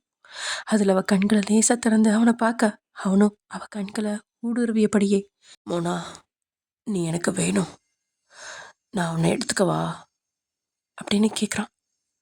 அவன் அவளை 100 கோடி கொடுத்து வாங்கியிருக்கான். அவகிட்ட எதுக்கும் அனுமதி கேட்க வேண்டிய தேவையே அவனுக்கு இல்லை. இது எல்லாத்துக்கும் மேலே அவன் ஒருத்தர்கிட்ட அனுமதி கேட்டு எதையும் வாங்கிக்கிற ஆளும் இல்லை. ஆனால் மோனோவோட கண்ணீர் அவனை அறியாமலேயே அவகிட்ட அவளோட அனுமதியை கேட்டு நிற்குது. அவன் கண்களை ஊடுருவி பார்த்தவளுக்கு அவன் கண்களில் தெரிஞ்ச அப்பட்டமான மோகம் சின்ன பயத்தை கொடுக்க அவளோட தலை தானா சரி அப்படின்னு அசைக்குது. அந்த டீப்பாயில் இருந்த ரிமோட்டை எடுத்து டிவி ஆஃப் பண்ணவன் அப்படியே அவளை கைகளில் பூ போல ஏந்திரான். அவளோ, இல்லை நான் நடந்து வரேன் அப்படின்னு சொல்ல ஆரம்பிக்க, நீ எதுவும் பேசக்கூடாது அப்படின்னு அவளை தூக்கிக்கிட்டு அந்த ரூம்ல இருந்து வெளியே போகிறான். அவன் தன்னுடைய ரூமுக்குள்ளே போக அவளோட இதே துடிப்பு அவன் போகிற வேகத்தை விட அதிகமாக துடிச்சிட்டு இருக்கு. அவனோட ரூமுக்குள்ளே போய் தன்னுடைய பெட்டில் அவளை உட்கார வச்சவன் வேகமாக வாஷ்ரூம் போய் முகத்தை மட்டும் கழுவிக்கிட்டு வரான். அதுக்கப்புறம் அங்கேருந்த ட்ரெஸ்ஸிங் ரூமில் போனவன் சேஞ்ச் பண்ணிட்டு ஷார்ட்ஸ் மட்டும் போட்டு வரான். அவனை அப்படி ஒரு காலத்தில் பார்த்தபோது மோகனோட இதயத்தில் திக்குன்னு இருக்கு. அவள் பயத்தில் எச்சில கொட்டி விழுங்கினபடியே அவனை பார்க்க அவனும் அவளுக்கு பக்கத்தில் வந்து, போய் ஃபேஸ் வாஷ் பண்ணிட்டா அப்படின்னு சொல்கிறான். அவளும் மகுடிக்கு தலையசிக்கிற பாம்பு மாதிரி அடுத்த வார்த்தை பேசாமல் ஃபேஸ் வாஷ் பண்ணிட்டு அங்கே இருக்க கண்ணாடியில் பார்க்குறான். ஜேகேயோட கைங்கரிய தலை அவளோட உதடு அப்படியே பக்கா சிவப்பு மாறி இருக்கு. இப்போ இவர் என்ன பண்ண போறாருன்னு தெரியலையே. எப்படி இவரை நம்பி போகிறது? ப்ளீஸ்மா என்னை எப்படியாவது இவர்கிட்ட இருந்து காப்பாற்றிக்கோ அப்படின்னு அம்மா கிட்ட வேண்டுதல் ஒன்று வச்சுட்டு மெதுவாக அந்த பாத்ரூம்லேருந்து கதவை திறந்துக்கிட்டு வெளியே வரான். அந்த வாசல்லே வச்சு அவளை தூக்குனவன் அப்படியே அந்த லிஃப்ட்டுக்குள்ளே நுழையிறான். அந்த கண்ணாடி ரூமை நினச்சி பார்க்கையிலேயே அவளோட உடம்பெல்லாம் கூச அவன் முகத்தை கூட பார்க்காம கண்களை இருக்க மூடினபடியே ஹார்ட்டில் முகத்தை புதைச்சிக்கிறான். ஏனோ அவளோட அந்த நெருக்கம் கூட அவனுக்குள்ள பல உணர்வுகளை தூண்ட அவன் நெத்தியோட நெத்தி முட்டி, என்ன பயமா இருக்கா? அவளும் ஆமா அப்படிங்கிற மாதிரி தலையசைக்க, பயப்படாத அதான் நான் இருக்கேன்ல அப்படின்னு சொல்றான். அவளோட மனசோ, நீ இருக்கிறதுனால தான் எனக்கு பயமே அப்படின்னு கவுண்டர் வேற கொடுக்குது. அவனை பாவமா பார்த்துட்டு இருக்கா. அப்படியே அதுக்குள்ள அவங்க கீழ்த்தளத்துக்கு வந்திருக்கா. அப்படியே அவளை தூக்கிக்கிட்டு போய் அங்கேருந்து வாட்டர் பெட்ல படுக்க வைக்கிறா. அதில் அவளோட இதயம் வேகமாக துடிக்க அவளுக்கு பயங்கரமாக மூச்சு வாங்குது. அவளுக்கு முன்னாடி 6 அடியில் வாட்ட சாட்டமான ஒருத்தன் மேலே வித்தவுட்டில் ஷார்ட்ஸோடு நின்றுட்டு இருக்கான். அவனோட பார்வையோ இறைய பார்த்த சிங்கத்தோட கண்கள் மாதிரி அவ்வளோ மோகம் நிறைஞ்சதாக இருக்கு. இது எல்லாத்துக்கும் மேலே அந்த கண்ணாடி ரூம் வேற பயங்கர வெளிச்சமாக இருக்கிற மாதிரி தோண அங்கே சுற்றி இருந்த இடம் எல்லாமே இருட்டாக இருக்கு. அந்த ரூமுக்குள்ளே நுழைஞ்ச முதலாவே அது ரொம்பவே குளிராக இருக்கு. அப்பயும் அங்கே போத்திக்க எதுவுமே இல்லை. அவள் சுற்றியும் கண்களை சுழல விட அவள் என்ன தேடுறா அப்படிங்கிறத புரிஞ்சுக்கிட்டவன், அதான் உனக்கு போர்வையா நான் இருக்கிறனே அதுக்கப்புறம் எதுக்கு போர்வ அப்படின்னு கேட்குறான். அவனோட கண்களை நேராக பார்க்கறத தவிர்த்து அந்த ரூம் முழுசுமே தான் பார்வையை சுழல விட்டுட்டு இருக்கா. அப்பையும் அவனோட பார்வை வீச்ச அவளால் தாங்கிக்கவே முடியல. அவளை நெருங்கி வந்தவன் அவள் போட்டிருந்த தாவணியில கையை வைக்க அவளோட கைகளோ தானா போய் அவன் கைகளை பிடிச்சிக்குது. ஜேகேவும் என்ன அப்படிங்கிற மாதிரி கண்களாலேயே அவகிட்ட கேட்க அவ்வளோ பதில் எதுவும் சொல்லாம அமைதியா கண்களை தாழ்த்திக்கிறா. மோனா சின்ன வயசு பொண்ணு, அவளுக்குலாம் இந்த மாதிரி விஷயத்துல முன் அனுபவம் கிடையாது. ஆனால் இவன் மட்டும் என்ன அதுக்கு விதிவிலக்கா? பேருக்கு தான் 25 வயசு. அவனுக்கும் இந்த விஷயத்துல எந்த ஒரு அனுபவமும் இல்லை. ஸ்கூல் படித்த காலத்துலேருந்து காலேஜ் வரைக்கும் ஃப்ரெண்ட்ஸ் கூட சேர்ந்து பார்த்த சில வீடியோக்கள் அவனுக்கு சில விஷயங்களை கற்றுக் கொடுத்துருக்க. எழுத்தால் படித்ததையும் கண்களால் பார்த்ததையும் செய்முறையில் செய்து பார்க்க அவனோட கைகளும் இதயமும் துடிச்சிட்ருக்கு. அவளை நெருங்கினவன் மறுபடியும் அவளோட தாவணியில் கையை வச்சு இது உனக்கு வேண்டாமே அப்படின்னு சொல்ல லேசாக அதை எடுக்க அடுத்த நொடியே அந்த தாவணி அவன் கைக்குள்ளே சிக்கிருந்துச்சு. அவனோட செயலில் அதிர்ந்து போயிருக்கா. ஜேகேவோ அவளோட வளைவுகளை தான் பார்வையால் அழந்துட்டுருக்கான். அவளும் பதட்டத்தோட கைகளை எப்பயும் போல குறுக்க வைக்க என்ன இப்படி மறைச்சா நான் விட்டுருவேனா அப்படின்னு கேட்டவன் அவளுக்கு பக்கத்தில் போய் படுத்த அவளோட நெத்தியோட நெத்தி முட்டுறான். அப்புறம் அவளோட நெத்தியில் முன்னாடி விழுந்திருந்த முடிகளெல்லாம் கையால் சுத்தினபடியே கேட்டுக்கிட்டு இருக்கான். அதில் அவள் கண்கள் படபடக்க ஜேகேவை பார்த்து ப்ளீஸ் சார் அதை கொடுங்களேன் அப்படின்னு கேட்க அவளை பார்த்து முறிச்சவன் யாரு சார், அப்படி யாராச்சும் இங்கே இருக்காங்களா? அடுத்த நொடியே அவள் எதையும் சிந்திக்கம்மா ப்ளீஸ் ஜேகே என்னோட தாவணியை கொடுத்துருங்க, எனக்கு இப்போ என் தாவணி வேணும் அப்படின்னு கேட்குறான். ஆக்சுவலி அந்த தாவணி வந்து ஜஸ்ட் ஒரு துப்பட்டா மாதிரி தான், மேலே ஒரு இதுக்காக போட்டு ஒரு சேஃப்டிக்காக போட்டுக்கிறது தான். அவள் வந்து ஆல்ரெடி ப்ளவுஸும் நல்லா கீழே இறக்கமாக தான் போட்டிருக்கா. அண்ட் இன்ஸ்கர்ட் வந்து ஃபுல்லாக நல்லா மேலே தூக்கி தான் போட்டிருக்கா. அங்கே அவளுக்கு வந்து எதுவுமே தெரியல. இருந்தாலும் அவள் வந்து ஒரு இன்செக்யூரிட்டிக்காக அப்படி கேட்குறான். அதில் அவனோட உதடுகளில் ஒரு வெற்று புன்னகை வந்து போகுது. பரவாயில்லையே, உன்னோட காரியம் ஆகணும்னா நான் சொன்ன மாதிரி எல்லாமே பண்ணுறேன். அதில் அவள் தன்னுடைய பார்வையை தாழ்த்திக்கா. அவள் தாடையை பிடிச்சு தன்னை பார்க்க வச்சவன் இப்போ சொல்ல நான் உன்னை எடுத்துக்கவா? அவளும் மிரட்சியான கண்களோட அவனை பார்த்து கொஞ்ச நேரம் அசையாமல் இருந்தவன் அப்புறம் சரி அப்படிங்கிற மாதிரி தலையசைக்கிறான். அவளோட சம்மந்தம் கிடைச்ச அடுத்த நொடியே அவனோட உதடுகள் அவளோட வயிற்றுல அழுத்தமாக பதியுது. அவன்கிட்ட இருந்து அப்படியான ஒரு செயலை எதிர்பார்க்காத மோனா அதிர்ச்சியில கண்களை இறுக்கமா மூட அவனும் அவள் வயிற்றுல முத்தம் வைக்கிறேன் அப்படிங்கிற பேர்ல அவளை ஹிம்சிச்சுட்டு இருக்கான். மோனாவோட கண்கள் லேசா கலங்க தான் உதடுகளை அழுந்த கடிச்சு அவன் செயல்களை ஏத்துக்க ட்ரை பண்ணிட்டு இருக்கான். அம்மா என்னை வந்து இவர்கிட்ட இருந்து காப்பாற்ற மாட்டியா, என்னால் முடியல அப்படின்னு அவன் மனசுக்குள்ள விசும்பிக்கிட்டு இருக்கா. அவளோட விசும்பல் அந்த கடவுளுக்கு கேட்டுச்சோ என்னவோ. ஜேகேவோட மொபைல் ரிங்காக ஆரம்பிச்சிருச்சு. மொபைலோட சத்தத்தை கவனிக்காம தான் காரியத்திலே கண்ணா இருக்கா மோனா தான். உங்கள் ஃபோன் ரிங் ஆகுது அப்படின்னு ஜே கிட்ட சொல்கிறான். அது அப்படி தான் அடிச்சிட்ருக்கோம், நீ அமைதியாரு அப்படின்னு அவன் சொல்லிட்டு மறுபடியும் அவனோட வயிற்றுல முகம் பொதிக்கா முழுசாக ரிங்கு போய் கட்டாகி அவனோட மொபைல் மறுபடியும் அடிக்க ஆரம்பிச்சிருச்சு. அதில் கடுப்பானவன் அவகிட்ட இருந்து பிரிஞ்சு தன்னுடைய மொபைலை எடுத்து பார்க்க அதில் அவனோட பிஏ சுமன் தான் விட்டுருக்கான். மோனா மேலே இருந்த மோன நிலையெல்லாம் களைஞ்சு சுமன் மேலே கோபம் கொண்டவன் என்ன சுமன், ஒரு தடவை ஃபோன் பண்ணி ஆன்சர் பண்ணலன்னா மறுபடியும் கூப்பிடக்கூடாதுன்னு உனக்கு தெரியாதா? எத்தனை தடவை உனக்கு நான் சொல்லியிருக்கேன் அப்படின்னு கொஞ்சம் கோபமாகவே கேட்குறான். இல்லை சார், திடீர்னு இன்கம் டேக்ஸ் எங்கள் ஆஃபீஸ்க்கு வரதா இன்ஃபர்மேஷன் வந்திருக்கு. அதுவும் அவங்களுக்கு ஏதோ தப்பான செய்தி போனதால் இன்றைக்கி ராத்திரியே ஆஃபீஸ்க்கு ரைடு வரதா சொல்லியிருக்காங்க. அதான் பாஸ் உங்களுக்கு இன்ஃபார்ம் பண்ணுறதுக்காக கால் பண்ணேன். இன்கம் டேக்ஸ் ரைடா? அதுவும் இந்த ராத்திரி இல்லையா? நம்ம ஆஃபீஸ்க்கா? அவனுக்கு இருந்த மோன நிலை ஃபுல்லாமே களைஞ்சிருக்கா. இப்போ அவன் கடுமையாக ஜேக்கியா மாறியிருக்கான். சரி, இன்னும் 1/2 மணி நேரத்தில் நான் ஆஃபீஸில் இருப்பேன், நீ போய் ஆக வேண்டிய வேலையை எல்லாத்தையும் பாரு அப்படின்னு சொன்னவன் ஃபோனை கட் பண்ணிட்டு தலையை அழிந்த கோதுறான். அவன் திரும்பி பார்க்கும்போது அவன் தூக்கி போட்டிருந்த தாவணியை மறுபடியும் போட்டுக்கிட்டா மோனா. அவளுக்கு பக்கத்தில் போய் அவள் கண்ணத்தில் தன் கைகளால் மென்மையாக தட்டினவன் என்ன என்கிட்ட இருந்து தப்பிச்சுட்டு தான் நினைக்கிறியா? அவனோட முகத்தையே ஆச்சரியமாக பார்த்தவ இவர் என்ன என்கிட்ட இவ்வளோ சாஃப்டாக பேசுகிறாரு, இப்போ ஃபோன் பண்ணவங்க கிட்ட ரொம்ப கோவமாக பேசினாரே அப்படின்னு நினைக்கிறான். அவளோட ரியாக்ஷன் வச்சு அவன் மனசில் என்ன நினைக்கிறான் அப்படிங்கிறத புரிஞ்சுக்கிட்டவன் என்னோட இந்த சாஃப்டான முகம் உனக்கு மட்டும்தான், இதை நான் வேறு யாருக்கிட்டையும் காட்ட மாட்டேன் அப்படின்னு சொன்னவன் அவளோட உதட்டில் சின்னதாக ஒரு முத்தம் கொடுத்துட்டு அவளை கூட்டிகிட்டு அந்த கண்ணாடி ரூமில் இருந்து லிஃப்ட் நோக்கி போனான். வேகமாக தன்னுடைய ரூமுக்குள்ளே போனவன் மோனாவை அங்கேருந்து சோஃபாவில் உட்கார வச்சு ட்ரெஸ்ஸிங் ரூமுக்கு போயிட்டு டிப் டாப்பாக ட்ரெஸ் பண்ணி ரெடி ஆகி வரான். ஓகே மோனா, நீ இந்த ரூமில் படுத்துங்க, நான் எப்படியோ திரும்பி வரேன், நாளைக்கு மதியத்துக்கு மேலே ஆகிடும். அதில் அவனோட முகத்தை பயத்தோடு பார்த்தவ இந்த வீட்டில் யாருமே இல்லையா, நான் தனியாக தான் தூங்கணுமா? அப்போ அவளுக்கு பக்கத்தில் போய் அவளை தான் கூட சேர்த்து அணைச்சவன், நான் இங்கே இருந்தால் தான் ரொம்ப பயந்துட்டுருக்கா, இப்போ நான் இல்லாமல் இருக்கிறதுக்கும் உனக்கு பயமாக இருக்கா என்ன? நீங்கள் இருக்கிறப்ப எனக்கு பயமாலாம் இல்லை, சேஃபாக தான் இருக்கு. ஆனால் இவ்வளோ பெரிய வீட்டில் நான் எப்படி தனியாக இருக்கிறது? எனக்கு ரொம்ப பயமாக இருக்கு. ஒரு நொடி யோசிச்சவன், சரி நீ கிளம்பி என் கூட வா அப்படின்னு சொல்ல அவள் வேகமாக தன்னுடைய ரூம்குள்ளே போகிறாள். அவளோட பின்னாடியே போனவன் அவள் கதவை அடைக்கிறதுக்கு முன்னாடியே அதில் கையை வச்சு, ஒரு நிமிஷம் அப்படின்னு சொல்ல அவள் என்ன அப்படிங்கிற மாதிரி திரும்பி பார்க்குறான். நீ இப்படி பாவாடை தாவணிலாம் வரக்கூடாது.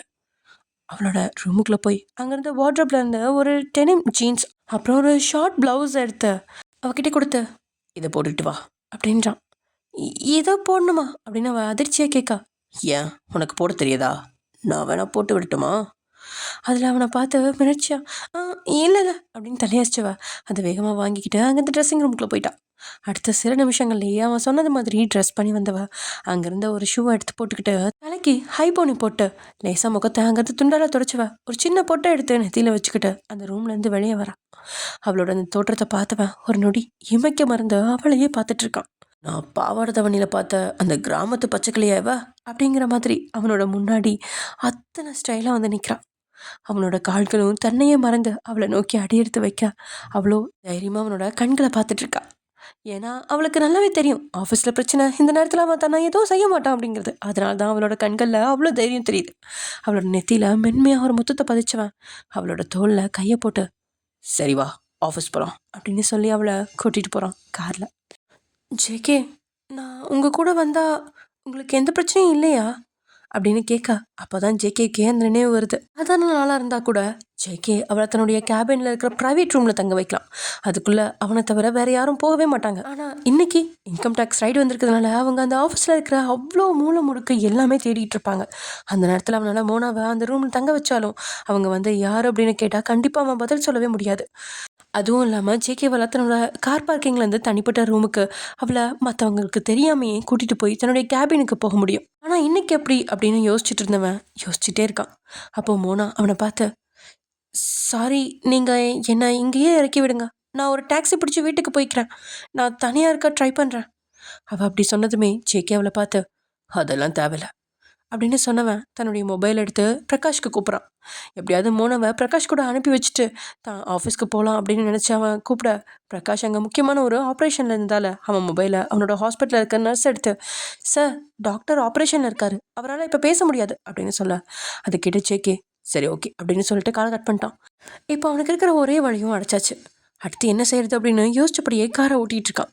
அப்போ அவன் மோனாவை பார்த்து, ஒரு பிரச்சனையும் இல்லை, எங்கள் ஆஃபீஸ்க்கு முன்னாடி ஒரு ரெஸ்டாரண்ட் இருக்குது, அங்கே 24 hours சர்வீஸ் இருக்குது, நான் உன்னை கூட்டிகிட்டு போய் அங்கே ஒரு ப்ரைவேட் ரூம் புக் பண்ணி விட்டுறேன், நீ உனக்கு பிடிச்சதை ஆர்டர் பண்ணி சாப்பிட்டுக்கோ, நான் என் வேலை எல்லாத்தையும் முடிச்சுட்டு வந்து உன்னை கூட்டிகிட்டு போகிறேன் அப்படின்னு அவன் சொன்னதுமே பாவமாக அவனை பார்த்த மோனா, அப்படின்னா நீங்கள் நாளைக்கு மதியத்துக்கு மேலே வர வரைக்கும் நான் அந்த ரூமில் தான் இருக்கணுமா?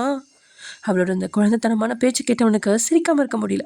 லேசா அவளோட தலையை தடவி கொடுத்தபடியே சிரிச்சவன், பரவாயில்ல, அப்பப்போ நீ புத்திசாலித்தனமாக தான் கேள்வி கேட்குற. அப்புறம் ஏதோ முடிவு செஞ்சவன், சரி அதெல்லாம் பிரச்சனை இல்லை, நீ என் கூட ஆஃபீஸ்க்கு வா, உன்னை நான் ரிசப்ஷனில் உட்கார வைக்கிறேன் அப்படின்னு சொல்கிறான். அவன் செய்ய போகிற காரியத்தினால அவன் அங்கே இருக்கிற எல்லாத்தோடையும் தன்னோட சுட்டித்தனத்தாலையும் குறும்பாலையும் தன் கைக்குள்ளே கொண்டு வர போகிறா அப்படிங்கிறத அவன் அப்போது அறிஞ்சிருக்கல. அடுத்த சில நிமிஷங்கள்லேயே அவனோட கார் ஆஃபீஸை அடைஞ்சிருக்க. அந்த ஆஃபீஸோட பிரம்மாண்டத்தை பார்த்த மோனாவுக்கு பேச்சே வரல. அதிர்ச்சியாக அவன் அந்த ஆஃபீஸையே பார்த்துட்டு இருக்கா. கார் பார்க்கிங்கில் காரை பார்க் பண்ணிட்டவன் அவளை பார்த்து, நீ அப்புறமா இதெல்லாம் பார்த்துக்கலாம், இப்போ என் கூட வா அப்படின்னு சொல்லி கூட்டிகிட்டு போகிறான்.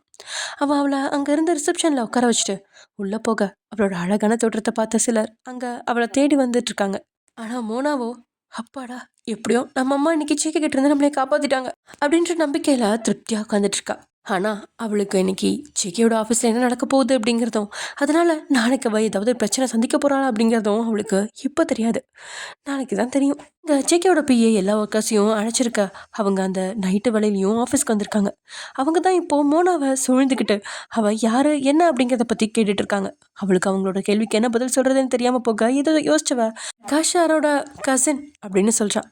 அங்கே இருந்தவங்களுக்கு பிரகாஷும் ஜேகேவும் நெருங்கின நண்பர்கள் அப்படிங்கிறது நல்லாவே தெரிஞ்சிருக்கா. அப்போது அவளை பார்த்து, அப்போது ஏன் நீங்கள் ஜேகே சார் கூட வந்திருக்கீங்க அப்படின்னு கேட்க, நான் பிரகாஷ் அண்ணா கூட ஜேகே சார் வீட்டுக்கு போயிருந்தேன். அப்போ பிரகாஷ் அண்ணா ஹாஸ்பிட்டலில் ஒரு ஆப்ரேஷன்னு கால் வந்துச்சு. என்ன அங்கே விட்டுட்டு ஹாஸ்பிட்டல் போயிட்டாரு. அதுக்கப்புறமா தான் ஜேகே சாருக்கு ஆஃபீஸ்லேருந்து கால் வந்துச்சா, வீட்டில் என்ன தனியாக விட்டுட்டு வர முடியாதுன்றதுனால என்னையும் கூட்டிகிட்டு வந்துட்டாரு. அடுத்த சில நொடிகள்லையே அவங்க கூட நல்லா பேச ஆரம்பிச்சிட்டவ ஜாலியாக பேசிகிட்டு இருக்கா. அதே சமயம் அந்த ஒர்க்கர்ஸும் இவ கூட ரொம்பவே ஜாலியாக பேச ஆரம்பிச்சிட்டாங்க. அதே சமயம் இங்கே ஜேகே வந்து அக்கௌண்ட்ஸ் எல்லாத்தையும் செக் பண்ணி பார்க்க எல்லாமே கரெக்டாக இருக்குது. ஆனால் கடைசியாக வந்த சில அக்கௌண்ட்ஸ் மட்டும் தப்பாக இருக்கிறதா சொல்கிறாங்க. அந்த நேரம் ஜேகே அவனோட அக்கௌண்ட்டை கூப்பிட, சுமனோ ஆல்ரெடி இன்ஃபார்ம் பண்ணிட்டேன் சார், ஆனால் அவர் ஆஃபீஸ்க்கு வரல அப்படின்னு சொல்கிறான். அந்த நேரத்தில் அங்கேருந்த ஒர்க்கர் ஒருத்தன் வேற ஜேகே கிட்ட அக்கௌண்டன்ட்டுக்கு உடம்பு சரியில்லை, அதனால ஹாஸ்பிட்டல் அட்மிட் பண்ணியிருக்காங்க அப்படின்னு சொல்கிறாங்க. அதே நேரம் அந்த அக்கௌண்ட்ஸ் டிபார்ட்மெண்ட்டே அங்கே சுத்தமாக இல்லாமல் இருக்காங்க. அதுக்கு முக்கிய காரணம் அது வார கடைசி நாள் அப்படிங்கிறதால வெள்ளிக்கிழமை வேலை முடிஞ்சு பெரும்பாலானவங்க அவங்களோட சொந்த ஊருக்கு போயிருப்பாங்க. வார கடைசி நாட்களை தங்களோட குடும்பத்தோட கழிச்சிட்டு மறுபடியும் திங்கக்கிழமை தான் அவங்க வேலைக்கு வருவாங்க. இதனுடைய அக்கௌண்ட்ஸ் டிபார்ட்மெண்ட் ஆளுங்க எல்லாத்தையுமே காண்டாக்ட் பண்ண ட்ரை பண்ண போது யாருமே சென்னையில் இல்லாமல் போக அவனால் அந்த நொடி எந்த ஒரு கணக்கையும் அவங்களுக்கு காட்ட முடியாமல் போயிடுச்சு. அப்போது அவங்க அடுத்த அரை மணி நேரத்துக்குள்ளே ஜேகே அதுக்கான சரியான கணக்குகளை காட்டாமல் விட்டால் அவனை கைது செஞ்சு கூட்டிகிட்டு போயிடுவோம் அப்படின்னு சொல்கிறாங்க. அந்த நொடி அந்த ஆஃபீஸில் இருந்த வேறு யாராலையுமே அந்த கணக்குகள்லாம் கையாள முடியாமல் போகுது. அதுக்கு முக்கிய காரணம் அக்கௌண்ட்ஸ் டிபார்ட்மெண்ட் தொடர்பான ஆட்கள் யாருமே அங்கே இல்லை அப்படிங்கிறதுனால. இது எல்லாத்தையுமே பார்த்துட்டு இருந்த ஜேகேக்கு அப்போ தான் இது இவனுக்காக போடப்பட்ட ட்ராப் அப்படின்னு புரியுது. ஆமாம், தன்னுடைய அக்கௌண்ட்ஸ் டிபார்ட்மெண்ட் ஆட்கள் எல்லாருமே ஒரே நேரத்தில் எப்படி சென்னையிலேருந்து கிளம்பி வெளியூருக்கு போக முடியும்? இது சந்தேகத்தை கிளப்புது அவனுக்கு. இருந்தும் அந்த நொடி அவனால் எதுவுமே செய்ய முடியாமல் இருக்க கொஞ்ச நேரம் அவங்கக்கிட்ட பேசிட்டு தன்னுடைய ரூமில் இருந்து வெளியே வரான். ஆனால் இங்கே நடக்கிறது எதுவுமே தெரியாமல் மோனா அங்கே இருந்த எம்ப்ளாயீஸ் கூட சிரித்து பேசிகிட்டு இருக்கா. அங்கே வந்து ஜேகே அங்கே நின்னவங்க கிட்ட சுமனை விட்டு பிரச்சனைலாம் சொல்ல சொல்ல அவங்களும் புரிஞ்சுக்கிறாங்க. அடுத்து நம்ம ஜேகே பேசுகிறான். இப்போ நம்ம டிபார்ட்மெண்ட்டில் இருக்க பிரச்சனையை சார்ட் அவுட் பண்ணோம். இதில் பர்ச்சேசிங் டிபார்ட்மெண்ட்டில் இருக்கிற யாராவது இதை ஹேண்டில் பண்ண முடியுமா? என்னதான் அங்கே இருக்கிறவங்களுக்கு சாதாரணமாக கணக்கறிவு இருந்தாலும் ஜேகேவோட அவ்வளோ திட்டங்களையும் சுமந்துக்கிட்டு இருக்கிற அந்த அக்கௌண்ட்ஸ் புக்கை சரி செய்கிறது அப்படிங்கிறது அவங்களால முடியாத காரியமாக இருக்குது. அப்போது ஜேகே ரூமில் இருந்து வெளியே வந்த இன்கம் டேக்ஸ் ஆஃபீஸர் ஜேகேவை பார்த்து, சாரி மிஸ்டர் ஜங்குக், உங்களால் இதுக்கான சரியான வெரிஃபிகேஷன் கொடுக்க முடியாது அப்படிங்கிறதால உங்கள் மேலே நாங்கள் கேஸ் ஃபைல் பண்ணுறதை தவிர வேறு வழி இல்லை. இப்போ உங்ககிட்ட நிறைய பொருட்கள் கணக்கில் கட்டாமல் இருக்குது. அதுக்கான எந்த ஒரு ஆதாரமும் இப்போ நீங்கள் காட்டின கணக்கு அறிக்கையில் இல்லை. ஸோ இதனால் நாங்கள் உங்களை அரெஸ்ட் பண்ணிட்டு போக போகிறோம் அப்படின்னு சொல்கிறாங்க. அந்த நொடி ஜேகேவை பார்த்த மோனா ஜேகே கிட்ட திரும்பி, நான் உங்களுக்கு இதில் ஹெல்ப் பண்ணலாமா அப்படின்னு கேட்குறான். ஒரு சின்ன பொண்ணு, அந்த ஆஃபீஸ்க்கு சம்மந்தமே இல்லாத பொண்ணு அவங்ககிட்ட அப்படி கேட்குறத பார்த்து அங்கே இருந்த மற்ற எம்ப்ளாயீஸ்லாம் அவளை கொஞ்சம் ஏளனமாக பார்க்குறாங்க. ஆனால் ஜேகே அவளை பார்த்து, இல்லை இது உன்னால் முடியாது, இது ரொம்ப பெரிய வேலை, சாதாரணமான உன்னோட காலேஜ் அசைன்மெண்ட் போல் இருக்காது அப்படின்னு சொல்கிறான். அதை கேட்ட அவள், இல்லை என்னால் முடியும், நான் உங்களுக்கு ஹெல்ப் பண்ணுறேன் அப்படின்னு சொன்னவன் அங்கே இந்த இன்கம் டேக்ஸ் ஆஃபீஸரை பார்த்து, ஒரு 3 hours டைம் கொடுக்க முடியுமா? நீங்கள் என்னெல்லாம் கேட்குறீங்களோ அது எல்லாத்தையும் நான் ஷார்ட் அவுட் பண்ணி கொடுக்குறேன் அப்படின்னு சொல்கிறான். ஆனால் அதை கேட்டு ஜேகேவோ, மோனா இது உன்னால் முடியாது, தேவையில்லாத ரிஸ்க் இருக்காத அப்படின்னு கொஞ்சம் கடுமையான குரலில் சொன்னவன், எதனாலும் நான் பார்த்துக்கிறேன் அப்படின்னு சொல்கிறான். இவ்வளோ, இல்லை சார் என்னை நம்புங்க, நான் சார்ட் அவுட் பண்ணுறேன் அப்படின்னு அவனை கேட்க அவனோ தீர்க்கமாக முடியாது அப்படின்னு மறுத்துட்டான். அந்த நொடி அவள் ஜேகேவை கொஞ்சம் நெருங்கி அவனோட கையை பிடிச்சு, ப்ளீஸ் ஜேகே, எனக்காக சம்மந்தம் சொல்லுங்கள், என்னால் உங்களை இந்த பிரச்சனையிலேருந்து வெளியே கொண்டு வர முடியும் அப்படின்னு சொல்ல, ஏனோ அவனோட கண்ணை பார்த்து ஜேகே அப்படின்னு சொன்னதும் அவனால் மறுத்து பேச முடியாமல் போக அவனோட தலை தானா சரி அப்படின்னு ஆடுது. அதை பார்த்து அங்கேருந்து மற்ற எம்ப்ளாயீஸ்லாம், இது என்னடா இந்த பொண்ணு இவ்வளோ தைரியமாக போய் ஜேகே சாரோட கையை பிடிக்குது, அதுக்கு மேலே அவரை நிக்நேம்லாம் சொல்லி கூப்பிடுது, நிஜமாவே இவ யாருடா அப்படின்னு யோசிக்க ஆரம்பிச்சிட்டாங்க. அப்போ மோனா ஜேகே கிட்ட டிபார்ட்மெண்ட் டாக்குமெண்ட்ஸ் எல்லாத்தையும் சப்மிட் பண்ண சொல்லுங்கள், நான் பார்க்குறேன் அப்படின்னு அவன் சொல்ல, அடுத்த நொடியாக அங்கேருந்த டேபிள் மேலே எல்லா அக்கௌண்ட்ஸோடமான பில்ஸு அப்புறம் கணக்கு எல்லாமே வந்துருச்சு. ஜேகே பார்வை மோனா மேலே நினச்சிருக்கா. அவ்வளோ வேகமாக அங்கேருந்த எல்லா கணக்குகளையும் போட ஆரம்பிச்சிட்டா. அவள் கேட்குற எல்லாத்தையுமே பர்ச்சேசிங் டிபார்ட்மெண்ட்டில் இருந்தவங்க கொடுத்துட்ருக்கா. அவள் சொன்னது மாதிரி அடுத்த 3 மணி நேரத்தில் அவங்க கிட்ட எல்லா கணக்கையும் முடிச்சு கொடுத்துட்டா. நேரமும் நைட்டு தொட்டுட்ருக்கா. அங்கேருந்து எல்லாருமே ஆச்சரியத்தோடு அவளை பார்த்துட்ருக்காங்க. தான் செஞ்சு முடிச்ச எல்லா வேலையும் அங்கேருந்து பிரிண்டர் எடுத்து இன்கம் டேக்ஸ் ஆஃபீஸர்கிட்ட கொடுத்தவ, நீங்கள் கேட்ட எல்லாமே சரியாக இருக்கான்னு பார்த்துக்கோங்க அப்படின்னு சொல்கிறா. அவங்களும் அதை வாங்கி செக் பண்ணி பார்த்துட்டு அதில் அவங்க குறிப்பிட்டபடியா எந்த ஒரு தப்பும் இருக்கவே இல்லை, எல்லாம் பர்ஃபெக்டாக இருக்குது அப்படின்னு சொல்ல, அதுக்கப்புறம் அந்த ஆஃபீஸர் கண்களில் நேருக்கு நேராக பார்த்தவ, அப்படின்னா நீங்கள் அவரை அரெஸ்ட் பண்ண மாட்டீங்க தானே? அவளோட அந்த ஊடுருவலான பார்வையையும் பேச்சில் இருந்த திமிரையும் பார்த்த அந்த ஆஃபீஸர் ஒரு நொடி ஆடித்தான் போயிட்டார். அதுக்கு மேலே அவங்களால எந்த ஒரு சூழ்நிலையும் ஜேகே மேலே தப்பு அப்படின்னு சொல்ல முடியாது போக, சாரி சார் ஏதோ தப்பாக இன்ஃபர்மேஷன் வந்திருக்கு அப்படின்னு சொன்னவங்க வேறு வழி இல்லாமல் அங்கேருந்து கிளம்பிட்டாங்க. அப்போது ஜேகே வேகமாக வந்து மோனாவை கட்டி அணைச்சவன், நீ நீ எப்படி இதெல்லாம் பண்ண? உனக்கு அக்கௌண்டிங்ஸ் எல்லாம் செய்ய தெரியுமா? இதை நீ எனக்கு சொல்லவே இல்லையே அப்படின்னு ஆச்சரியமாக கேட்குறான். ஜேகே அந்த நொடி தான் ஆஃபீஸில் இருக்கேன் அப்படிங்கிறதையும் தனக்கும் மோனாக்கும் இடையிலான உறவு வெளியில் தெரியக்கூடாது அப்படிங்கிறதையும் மறந்துட்டான். அவன் கிட்ட இருந்து தன்னை பிரிச்சவ நம்ம வீட்டுக்கு போய் பேசலாமா அப்படின்னு கேட்குறான். ஆ கண்டிப்பா அப்படின்னு சொன்ன ஜேகே அவளோட நெத்தியில் கிஸ் பண்ண அங்கேருந்து எல்லாத்துக்கும் ஜேகேவோட இந்த முகம் புதுசாக இருக்கு. இவங்கெல்லாம் இப்படி பேசிகிட்டு இருக்கா அந்த நேரம் ஜேகேக்கு கூப்பிட்ட பிரகாஷ், என்ன மச்சி ஏதாவது ப்ராப்ளமா? இந்த ராத்திரியில் ஃபோன் பண்ணியிருக்கா? அங்கே எல்லாம் சரிதானே அப்படின்னு கேட்க பிரகாஷ்க்கு என்னன்னா மோனா ஏதாவது ஜேகேவை கோபப்படுத்தி பிரச்சனையாக இருக்குமோ அப்படிங்கிறதுல இருக்கு. இல்லை எல்லாமே தப்பாக தான் இருந்துச்சு, ஆனால் என் மோனா எல்லாத்தையுமே சரி பண்ணிட்டா அப்படின்னு சொன்னபடியே அவளோட தோளில் கையை போட்டு தன்னோட அணைச்சிக்கிட்டான். அது அங்கேருந்து எல்லாருமே வாயை பிளந்து பார்த்துட்டு இருக்கா. பிரகாஷோ என்னடா சொல்கிற அப்படின்னு ஆச்சரியமாக கேட்குறான். நாங்கள் வீட்டுக்கு போகிறோம், நீ உடனே கிளம்பி வீட்டுக்கு வா அப்படின்னு சொன்னவன் அவன் பதில் சொல்கிறதுக்கு முன்னாடியே காலை கட் பண்ணிட்டான். இங்கே சுமனை கூப்பிட்டவன், இந்த இன்கம் டேக்ஸ் வர்றதுக்கு யார் காரணமாக இருந்தாங்களோ அவங்களோட டீட்டெயில்ஸை எல்லாத்தையுமே எடுத்து வச்சுக்கோ அப்படின்னு சொன்னவன் அங்கே அந்த ஸ்டாஃப்ஸ் எல்லாத்தையும் பார்த்து, இந்த டைமில் நீங்கள் வந்ததுக்கு ரொம்ப தேங்க்ஸ். இப்போ நீங்கள் போகிறதுக்கான ஏற்பாடுகள் எல்லாத்தையுமே சுமன் உங்களுக்கு பண்ணுவான். இந்த நேரம் வீட்டுக்கு போக முடியாதுன்னு நினைக்கிறவங்க ஆஃபீஸ் குவார்ட்டர்ஸ்லேயே ஸ்டே பண்ணிக்கோங்க அப்படின்னு சொல்லிட்டு மோனாவை கூட்டிகிட்டு அங்கேருந்து கிளம்பிட்டான். அங்கேருந்து எல்லாத்துக்கும் ஏதோ ஒரு புது விஷயத்த பார்க்குற மாதிரி ஜேகே மோனாவை கூட்டிகிட்டு போகிறத பார்த்துட்டு இருக்காங்க. ஜேகே அப்படின்னா எல்லாத்துக்குமே நடுக்கம் எடுக்கும். அதுக்கு மேலே அவன்கிட்ட நெருங்கி போய் பேசவே எல்லாரும் யோசிப்பாங்க. அவனை பேர் சொல்லி கூப்பிட்றவங்களையே விரல் விட்டேனலாம். சொல்லப்போனால் அவன் ஃப்ரெண்டாக பிரகாஷும் அவனோட குடும்ப உறவினர்களும் மட்டும்தான் அவனை ஜங்குக் அப்படின்னு கூப்பிடுவாங்க. ஷா கூட ஒரு சில தடவை ஆஃபீஸ் வந்திருந்தாலும் அவளே ஜேகே ஆஃபீஸ்க்குள்ளே போக கொஞ்சம் தயங்கிட்டு தான் இருப்பான். ஆனால் இன்னைக்கு மோனா அவன்கிட்ட எந்த பயமும் இல்லாமல் அவ்வளோ கேஷுவலாக பேசிகிட்டு இருக்கிறத பார்த்தவங்களுக்கு அவள் யார் அப்படிங்கிற கேள்வி வந்து நிற்கிது. அதே சமயம் ஜேகே ஆஃபீஸ்லேருந்து வெளியே வந்த இன்கம் டேக்ஸ் ஆஃபீஸர்ஸ் யாரோ ஒருத்தனுக்கு கூப்பிட்டு, சார் நீங்கள் சொன்னது மாதிரி எதுவுமே நடக்கல, யாரோ ஒரு பொண்ணு கடைசி நேரத்தில் வந்து நம்ம நினச்சது எல்லாத்தையும் நாசம் பண்ணிட்டா, அவனுடைய அக்கௌண்ட்ஸ் எல்லாமே பக்காவாக இருக்குது, எங்களால் அந்த ஜேகேவை அரெஸ்ட் பண்ண முடியல அப்படின்னு சொல்கிறான். வாட் நான் சென்ஸ், இதுக்கு தான் உங்களுக்கு காசு கொடுத்து அனுப்புனேனா? கொடுக்குற வேலையை உருப்படியாக உங்களால் செய்ய முடியல அப்படின்னு கோமா கத்துனவர் கோமா காலை கட் பண்ணிட்டான். இப்போ அந்த இன்கம் டேக்ஸ் ஆஃபீஸரும் அங்கே எந்த தப்பும் இல்லாமல் நம்மளால எப்படி சார் அந்த ஜேகேவை அரெஸ்ட் பண்ண முடியும், இவர் என்ன இப்படி சொல்கிறாரு அப்படின்னு நினச்சிக்கிட்டான். அந்த நபர் கோமா ஜேகே அக்கௌண்ட் டிபார்ட்மெண்ட் ஆட்களுக்கு அழைச்சவன், அங்கே என்ன நடந்துட்டுருக்கு? நீ தானே அக்கௌண்ட் டிபார்ட்மெண்ட்டில் யாருமே இல்லை, எல்லாருமே ஊருக்கு போயிட்டாங்கன்னு சொல்லியிருந்த, இப்போ யார் ஜேகேக்கு ஹெல்ப் பண்ணி நீங்கள் லாஸ்ட்டாக செய்யாமல் விட்ட அத்தனை வேலையும் முடிச்சது அப்படின்னு கேட்குறான். சார் சத்தியமாக தெரியாது சார், அப்படி அந்த வேலையை அவ்வளோ சீக்கிரத்தில் முடிக்கிற அளவுக்கு எங்கள் ஆஃபீஸில் யாருக்குமே அக்கௌண்ட்ஸ் நாலேஜ் இல்லை சார், அது எனக்கு நல்லாவே தெரியும், அந்த நம்பிக்கையில் தான் நான் உங்ககிட்ட சொல்லியிருந்தேன். ஆனால் இப்போ நீங்கள் சொல்கிற விஷயம் எனக்கு ரொம்ப புதுசாக இருக்குது, அது யார் என்னன்னு நான் கொஞ்சம் கேட்டு தான் பார்க்கணும்.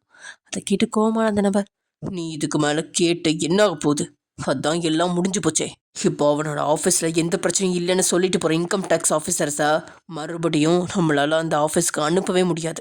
என்கிட்ட காசு வாங்கிட்டு நீ எனக்கே துரோகம் பண்ணுறியா? நான் உன்னை கவனிச்சுக்கிறேன் அப்படின்னு சொன்ன அந்த நபர் காலை கட் பண்ணிட்டான். அதே சமயம் எங்கே ஜேகே காரில் மோனாவை கூட்டிகிட்டு போயிட்டுருக்கப்ப மோனாவால் சுத்தமாக தூக்கத்தை கண்ட்ரோல் பண்ண முடியல. இவ்வளோ நேரம் வேலை செஞ்சுருக்கா இல்லையா, அதனால் அவள் தன்னை மறந்து தூங்கிட்டு இருக்க. அவளை பாசமாக ஜேகே பார்த்துட்ருக்கான். இப்போ அவனோட பார்வையில் மோகம் அப்படிங்கிறது துளி கூட இல்லை. அவளை இமைக்காமல் பார்த்தவன், உன்னால் எப்படி முடிஞ்சிச்சு மோனா? எங்கள் கம்பெனியோட அக்கௌண்ட்ஸ் எவ்வளோ கஷ்டம் தெரியுமா? அதை சாதாரணமாக யாராலுமே அவ்வளோ சீக்கிரத்தில் ஷார்ட் அவுட் பண்ண முடியாது. ஆனால் நீ சில நிமிஷத்துலேயே தைரியமாக அந்த வேலையில் இறங்கிட்ட. அவங்கக்கிட்ட சொன்னது போல் 3 மணி நேரத்தில் அந்த வேலையை முடிச்சிட்ட. யூ ஆர் இன்ட்ரெஸ்டிங் அப்படின்னு சொன்னவன் அவள் தூங்கும்போது அவளோட நெத்தியில் விழுந்திருந்த அவளோட தலைமுடியை லேசாக விளக்கிட்டு அவளோட பால்வண்ண முகத்தை பார்த்து ரசிச்சுட்டு இருக்கான். சமயம் எங்க பிரகாஷ் ஜேகேக்காக வெயிட் பண்ணிட்டு இருக்கா. வீட்டுக்கு வந்த ஜேகே அசந்து தூங்கிட்டு இருக்க மோனாவை எழுப்ப மனசு இல்லாமல் தன் கைகள்லேயே பூ மாதிரி தூக்குனவன் அவளை அழுங்காம குலுங்காம கொண்டு வீட்டுக்குள்ளே போகிறான். திடீர்னு தான் ஏதோ அந்த இடத்துல பறக்கிற மாதிரி அந்த மோனா கண்களை திறக்க அவள் ஜேகேவோட கைகள்லாம் மாலையாக தவிழ்ந்துட்டு இருக்கா. அதில் பதட்டமா, சார் நீங்கள் அப்படின்னு சொன்னபடியே கண்களை திறக்க, நீ தூங்கிட்டா அதனால தான் அப்படின்னு சொல்கிறான். சரி நான் எந்திரிச்சிட்டனே விடுங்க, அவளை ஹாலில் இறக்கி விடுறான். ஜேகேவோட இந்த அவதாரத்தை பார்த்து பிரகாஷ்க்கு தான் மூச்சே வரல. அப்போ பிரகாஷ் ஜேகேவை பார்த்து, எங்கடா இந்த ராத்திரி நேரத்தில் கிளம்பி போனேன் அப்படின்னு கேட்க ஜேகே நடந்தது எல்லாத்தையுமே சொல்ல. அப்போ பிரகாஷ் மோனாவை பார்த்து, சரி மோனா உன்னால் எப்படி இந்த பிரச்சனையெல்லாம் ஷார்ட் அவுட் பண்ண முடிஞ்சது? அதுவா சார், நான் வில்லேஜில் இருந்தப்போ காலேஜ் செலவுக்காக பார்ட் டைம் வேலைலாம் பார்த்துட்டு இருந்தேன். எனக்கு கணக்கு கொஞ்சம் அதிகமாகவே வரும் அப்படிங்கிறனால என்னோட ப்ரொஃபஸர் எனக்கு அங்கே இருக்கிற சில சின்ன சின்ன கடைகளோட அக்கௌண்ட்ஸ்லாம் செஞ்சு கொடுக்குற வேலையை பார்ட் டைமாக பார்க்க சொன்னார். அதில் வேலை பார்த்து வர காசில் தான் நான் காலேஜ் படித்தேன். கொஞ்ச காலத்தில் சின்னதாக இருக்கிற சூப்பர் மார்க்கெட், சின்ன அளவில் இருக்கிற கம்பெனிகளோட கணக்குகள்லாம் பார்த்து ஆடிட்டிங் செக் பண்ணுறது, அந்த மாதிரியான வேலைகளையும் எனக்கு எடுத்து கொடுத்தாரு. அதனால தான் எனக்கு இதில் கொஞ்சம் அனுபவம் இருக்குது. ஆனால் நான் சென்னைக்கு வந்ததுக்கப்புறமா அப்பா எல்லாத்தையுமே பார்த்துட்டு இருந்தார். அதனால் எனக்கு இப்படியான எந்த ஒரு வேலையும் கிடைக்கல. அவளை மிச்சத்தெல்லாம் பார்த்து ஜேகே, நிஜமாவே உங்ககிட்ட நிறைய திறமை இருக்கு மோனா. நான் கொஞ்சம் கூட எதிர்பார்க்கல. எங்களோட கம்பெனி கணக்கு அவ்வளோ ஈஸியாக சால்வ் பண்ணக்கூடியது இல்லை. கம்பெனியோட ஒரு நாள் பர்ச்சேசிங் அமௌண்ட்டே பல கோடி ரூபாய் வரும். லாஸ்ட் 1 வீக்கோட அக்கௌண்ட்ஸ் டேட்டா அவங்க அப்டேட் பண்ணவே இல்லை. ஆனால் அதை நீ 3 மணி நேரத்தில் முடிச்சது தான் ரொம்பவே ஷாக்கிங்காக இருந்துச்சு. இதில் என்ன சார் இருக்கு? அங்கே 1000ல் நான் பண்ண வேலையை உங்ககிட்ட கோடியில் பண்ணுறேன், அவ்வளோதானே? மற்றபடி கணக்கெல்லாம் ஒன்று தானே அப்படின்னு சர்வசாதாரணமாக கேட்குறான். அப்போ தான் பிரகாஷ் மோனா போட்டிருந்த ஜீன்ஸ் அப்புறம் ஷார்ட்ஸை பார்த்தவன், பரவாயில்லையே ஜேகே, ஒரே நாளில் மோனாவோட ட்ரெஸ்ஸிங் ஸ்டைலே மாற்றிட்ட. அதை கேட்ட மோனா கொஞ்சம் வெக்கத்தோட தலையை குனிஞ்சிக்கிட்டு நிற்கா. ஜேகேவோ, இந்த ஜேகே கூட இருக்கிறதா இருந்தால் கண்டிப்பாக மாறிதான் ஆகணும், இல்லைனா நான் மாற வைப்பேன் அப்படின்னு மறுபடியும் வில்லனை மாதிரி பேசுகிறான். மோனாவோட கண்களில் தூக்கம் அப்பட்டமாக தெரியா. அவளை பார்த்த பிரகாஷ், நீ போய் தூங்கு மோனா, நீ ரொம்ப டயர்டாக இருக்க அப்படின்னு சொல்ல அவள் தயக்கமா ஜேகேவை திரும்பி பார்க்க அவனும் அவளை பார்த்து லேச சிரிச்சுவேன். போய் ரெஸ்டட், நாளைக்கு காலேஜுக்கு பிரகாஷ் கூட போகணும் அப்படின்னு சொல்ல அடுத்த நொடியே அவள் புள்ளிமான் மாதிரி துள்ளி குதிச்சுக்கிட்டு அவள் ரூம்குள்ளே போயிட்டா. அங்கேருந்து அவளோட அம்மாவோட ஃபோட்டோவை பார்த்து, ரொம்ப தேங்க்ஸ்மா, என்னை அவர்கிட்ட இருந்து நீ காப்பாற்றிட்ட. அங்கே நடக்கிறது எல்லாத்தையும் பார்த்துட்டு இருந்த பிரகாஷ்க்கு அப்போ தான் மனசுக்கு நிம்மதியாக இருக்குது. எனக்கு தெரியுமோண்ணா, உன்னால் கண்டிப்பாக ஜேகேவை மாற்ற முடியும் அப்படின்னு மனசுக்குள்ள நினச்சவன் ஜேகேவை பார்த்து, என்ன மச்சி அங்கேயே பார்த்துட்டு இருக்க அப்படின்னு மோனாவோட ரூமை பார்த்துட்டு இருந்தாச்சு கேட்டுட்டு கேட்குறான். தன்னுடைய தலையை அழிந்து கோதுனுவன், ஒன்றும் இல்லடா, ரொம்ப வித்தியாசமான பொண்ணாக இருக்கா. அவளுக்கு அவள் சித்தி போட்ட கண்டிஷன் பிடிக்கலங்கிறது எனக்கு நல்லாவே தெரியும். அதே நேரத்தில் அவள் நினச்சிருந்தா அவள் சித்திக்கிட்ட போய் நான் கொடுத்த பணத்தை சண்டை போட்டு திரும்ப வாங்கிட்டு வந்து என்கிட்ட கொடுத்து இங்கேருந்து தப்பிச்சு போயிருக்கலாம். இல்லைன்னு சொன்னால் என்னோட சம்மந்தம் இல்லாமல் நீங்களும் சித்தியும் போட்ட கண்டிஷனுக்கு என்னால் சம்மதிக்க முடியாதுன்னு சொல்லி மறுத்துருக்கலாம். ஆனால் அவள் அப்படி எதுவுமே பண்ணல. எனக்கு என்கிட்ட இருந்து எது தேவையோ அதை டிமாண்ட் பண்ணி வாங்கிட்டு என்னோட கண்டிஷனுக்கும் சம்மதிச்சிருக்கா. கண்டிப்பாக இப்படி யாருமே இருக்க மாட்டாங்க. அவகிட்ட நிறையவே தைரியம் இருக்குடா. அந்த ஆஃபீஸர்ஸ் என்னை அரெஸ்ட் பண்ணி கூட்டிகிட்டு போக போகிறேன்னு சொன்னதுமே நேராக அவரோட முகத்தை பார்த்து, நான் இதை 3 மணி நேரத்தில் சரி பண்ணி கொடுப்பேன், நீங்கள் அவரை அரெஸ்ட் பண்ணக்கூடாதுன்னு சொல்லியிருந்தா. அவள் சொன்னது மாதிரியே 3 மணி நேரத்தில் வேலையும் முடிச்சுட்டு அதே ஆஃபீஸர் முன்னாடி போய், எல்லாம் சரியாக இருக்குது தானே, இதுக்கு மேலே நீங்கள் அவரை அரெஸ்ட் பண்ணுவீங்களா அப்படின்னு அவரோட கண்ணை பார்த்து திமுறா தைரியமாக கேள்வி கேட்டடா. அவள் பார்க்கறதுக்கு தான் சின்ன பொண்ணு, ஆனால் அவகிட்ட அதீத நம்பிக்கையும் தைரியமும் இருக்குது. ஒரே பார்வையில் இந்த ஜேகே கிட்டேயே வேலை செய்கிறதுக்கு பெர்மிஷன் வாங்கிட்டா அப்படின்னு ஆஃபீஸில் அவள் தன்கிட்ட நடந்ததெல்லாம் பற்றி சொல்கிறான். அதை கேட்ட பிரகாஷ், என்னடா சொல்கிற? அப்படின்னா ஆஃபீஸில் மற்ற ஸ்டாஃப்லாம் உன்னை பார்க்கலையா? பார்த்துருப்பாங்க, ஆனால் யாருக்காச்சும் என்னை பற்றி வெளியே மூச்சு விட தைரியம் இருக்கான்னு, அது அப்புறமா நம்ம பார்த்துக்கலாம். அவங்க இப்படி பேசிகிட்டு இருக்க ஜேகேபிஏ சுமன் கூப்பிட்றான். பாஸ், இன்கம் டேக்ஸ் ஆஃபீஸர்ஸை அனுப்புனது யாருன்னு கண்டுபிடிச்சாச்சு. எல்லாத்துக்குமே நம்ம அக்கௌண்ட்ஸ் டிபார்ட்மெண்ட் ஹெட்டு தான் உடனே இருந்திருக்காரு. சரி, அந்த வேலையை பார்த்தது யார்? ஆப்போசிட் கம்பெனி தான் சார். அப்படின்னா நாளைக்கு நடக்க போகிற டெண்டரில் நான் ஜெயிச்சிடக்கூடாதுங்கிறதுக்காக என்னை உள்ளே போட பிளான் பண்ணானா? பரவாயில்ல, பக்காவாக பிளான் பண்ணியிருக்கான் அப்படின்னு சொன்ன நம்ம ஜேகே. சரி, நம்ம அக்கௌண்ட் டிபார்ட்மெண்ட் ஆட்கள் மேலே நம்மளுக்கு டவுட் இருக்கிறத வெளியில் காமிச்சிக்காத, மீதியை நான் பார்த்துக்கிறேன் அப்படின்னு சொல்லி தன்னுடைய காலை கட் பண்ணவன் வேற யாரோ ஒருத்தருக்கு கால் பண்ணுறான். ஜேகே அழைப்பை ஏற்ற அந்த நபரும் ஜேகே சொன்ன எல்லாத்தையும் கேட்டுட்டு, கண்டிப்பாக சார், நாளைக்கு காலையில் அவங்க எல்லாருமே நம்ம இடத்துல இருப்பாங்க அப்படின்னு சொல்லிட்டான். ஜேகே அந்த அழைப்பை கட் பண்ணிவிட்டு தன்னுடைய தலையை அழுத்தி பிடிச்சிக்கிட்டு இருக்க. சரி மச்சி, நீ இப்போ என்ன பண்ண போகிற அப்படின்னு பிரகாஷ் கேட்குறான். நீ என்ன சொல்கிற? ஒன்றும் இல்லை, மோனா விஷயத்த தான் கேட்குறேன். அவளை படிக்க வச்சு நல்ல நிலைக்கு உயர்த்த போறியா, இல்லை அவள் எப்பவுமே உனக்கானவ, உன்னை விட வளர்ந்துடக்கூடாதுன்னு நினச்சி அடக்கி வைக்க போறியா? இதுவரையில தான் மோனா உனக்கு யாரு, அவகிட்ட என்ன திறமை இருக்கு, அவள் எப்படிப்பட்டவ, இது எதுவுமே தெரியாது. ஆனால் இன்னைக்கு அந்த கடவுளாக பார்த்து ஒரு சந்தர்ப்பத்தை உருவாக்கி மோனாவை பற்றி உனக்கு தெரியப்படுத்தியிருக்காரு. இதுக்கு மேலே நீ மோனா விஷயத்தில் என்ன முடிவு எடுக்க போற? அவளை உன்னோட தேவைக்காக மட்டும் வச்சிருக்க போறியா, இல்லை அவளுக்கான சுதந்திரத்தை கொடுத்து வாழ விட போறியா? எனக்கு அவள் வேணும், அதில் எந்த மாற்றமும் இல்லை. அதே நேரத்தில் நான் அவளோட சுதந்திரத்தை பறிக்கவே இல்லையே. அவள் கேட்டது மாதிரியே காலேஜ் போகிறதுக்கு சம்மதம் சொல்லிட்டேன். அதுக்கப்புறம் அவள் வேலை பார்க்க போகிறேன்னா கூட நான் என் கம்பெனிலேயே வேலை போட்டு கொடுக்க ரெடியாக இருக்கேன். ஆனால் அவள் என்னோட மோனா, எந்த ஒரு சூழ்நிலையிலையும் என்னை விட்டு அவள் போகவே கூடாது. எனக்காக மட்டும்தான் அவள் இருக்கணும். பரவாயில்ல, உன் மனசில் என்ன தோணுதோ தாராளமாக சொல்லிக்கோ. கண்டிப்பாக இன்னும் கொஞ்ச நாளில் மோனா பைத்தியம் பிடிச்சி அவள் சொல்கிற எல்லாத்துக்கும் தஞ்சாவூர் பொம்மை மாதிரி நீ தலையாடிட்டு இருக்க போகிற. இதை நானும் பார்க்க தானே போகிறேன் அப்படின்னு மனசுக்குள்ளே பிரகாஷ் நினச்சிக்கிட்டான். ரூமுக்குள்ளே வந்த மோனா ட்ரெஸ்ஸு கூட மாற்றாமல் அப்படியே பெட்டில் படுத்துட்டான். கொஞ்ச நேரத்துலேயே அவளோட ரூம் கதவை திறந்துக்கிட்டு ஜேகே உள்ளே வரான். அவளோட ரூமில் எரிஞ்ச அந்த மங்களான நைட் லேம்ப் வெளிச்சத்தில் அவளோட மேனி ஜொலிச்சிட்ருக்கு. அவள் போட்டிருந்த ஷர்ட் இப்போ கொஞ்சம் மேலே போயிருக்கா. அவளோட பால்வண்ண மெல்லிடை அவன் கண்களுக்கு விருந்தாகி போயிடுச்சு. அசந்து தூங்கிட்டு இருக்கிற அவளோட தலையை வருணவன் மென்மையா அவளோட நெத்தியில ஒரு முத்தத்தை வைக்கிறான். ஏனோ இப்போ அவன்கிட்ட மோகம் துளி கூட இல்லை. அவன் அவளோட கண்ணங்களை மென்மையா வருட அவன் பக்கம் திரும்பின மோனா அப்படியே அவனோட கையை கட்டி அணைச்சி பிடிச்சிட்டு தூங்க ஆரம்பிச்சிட்டா.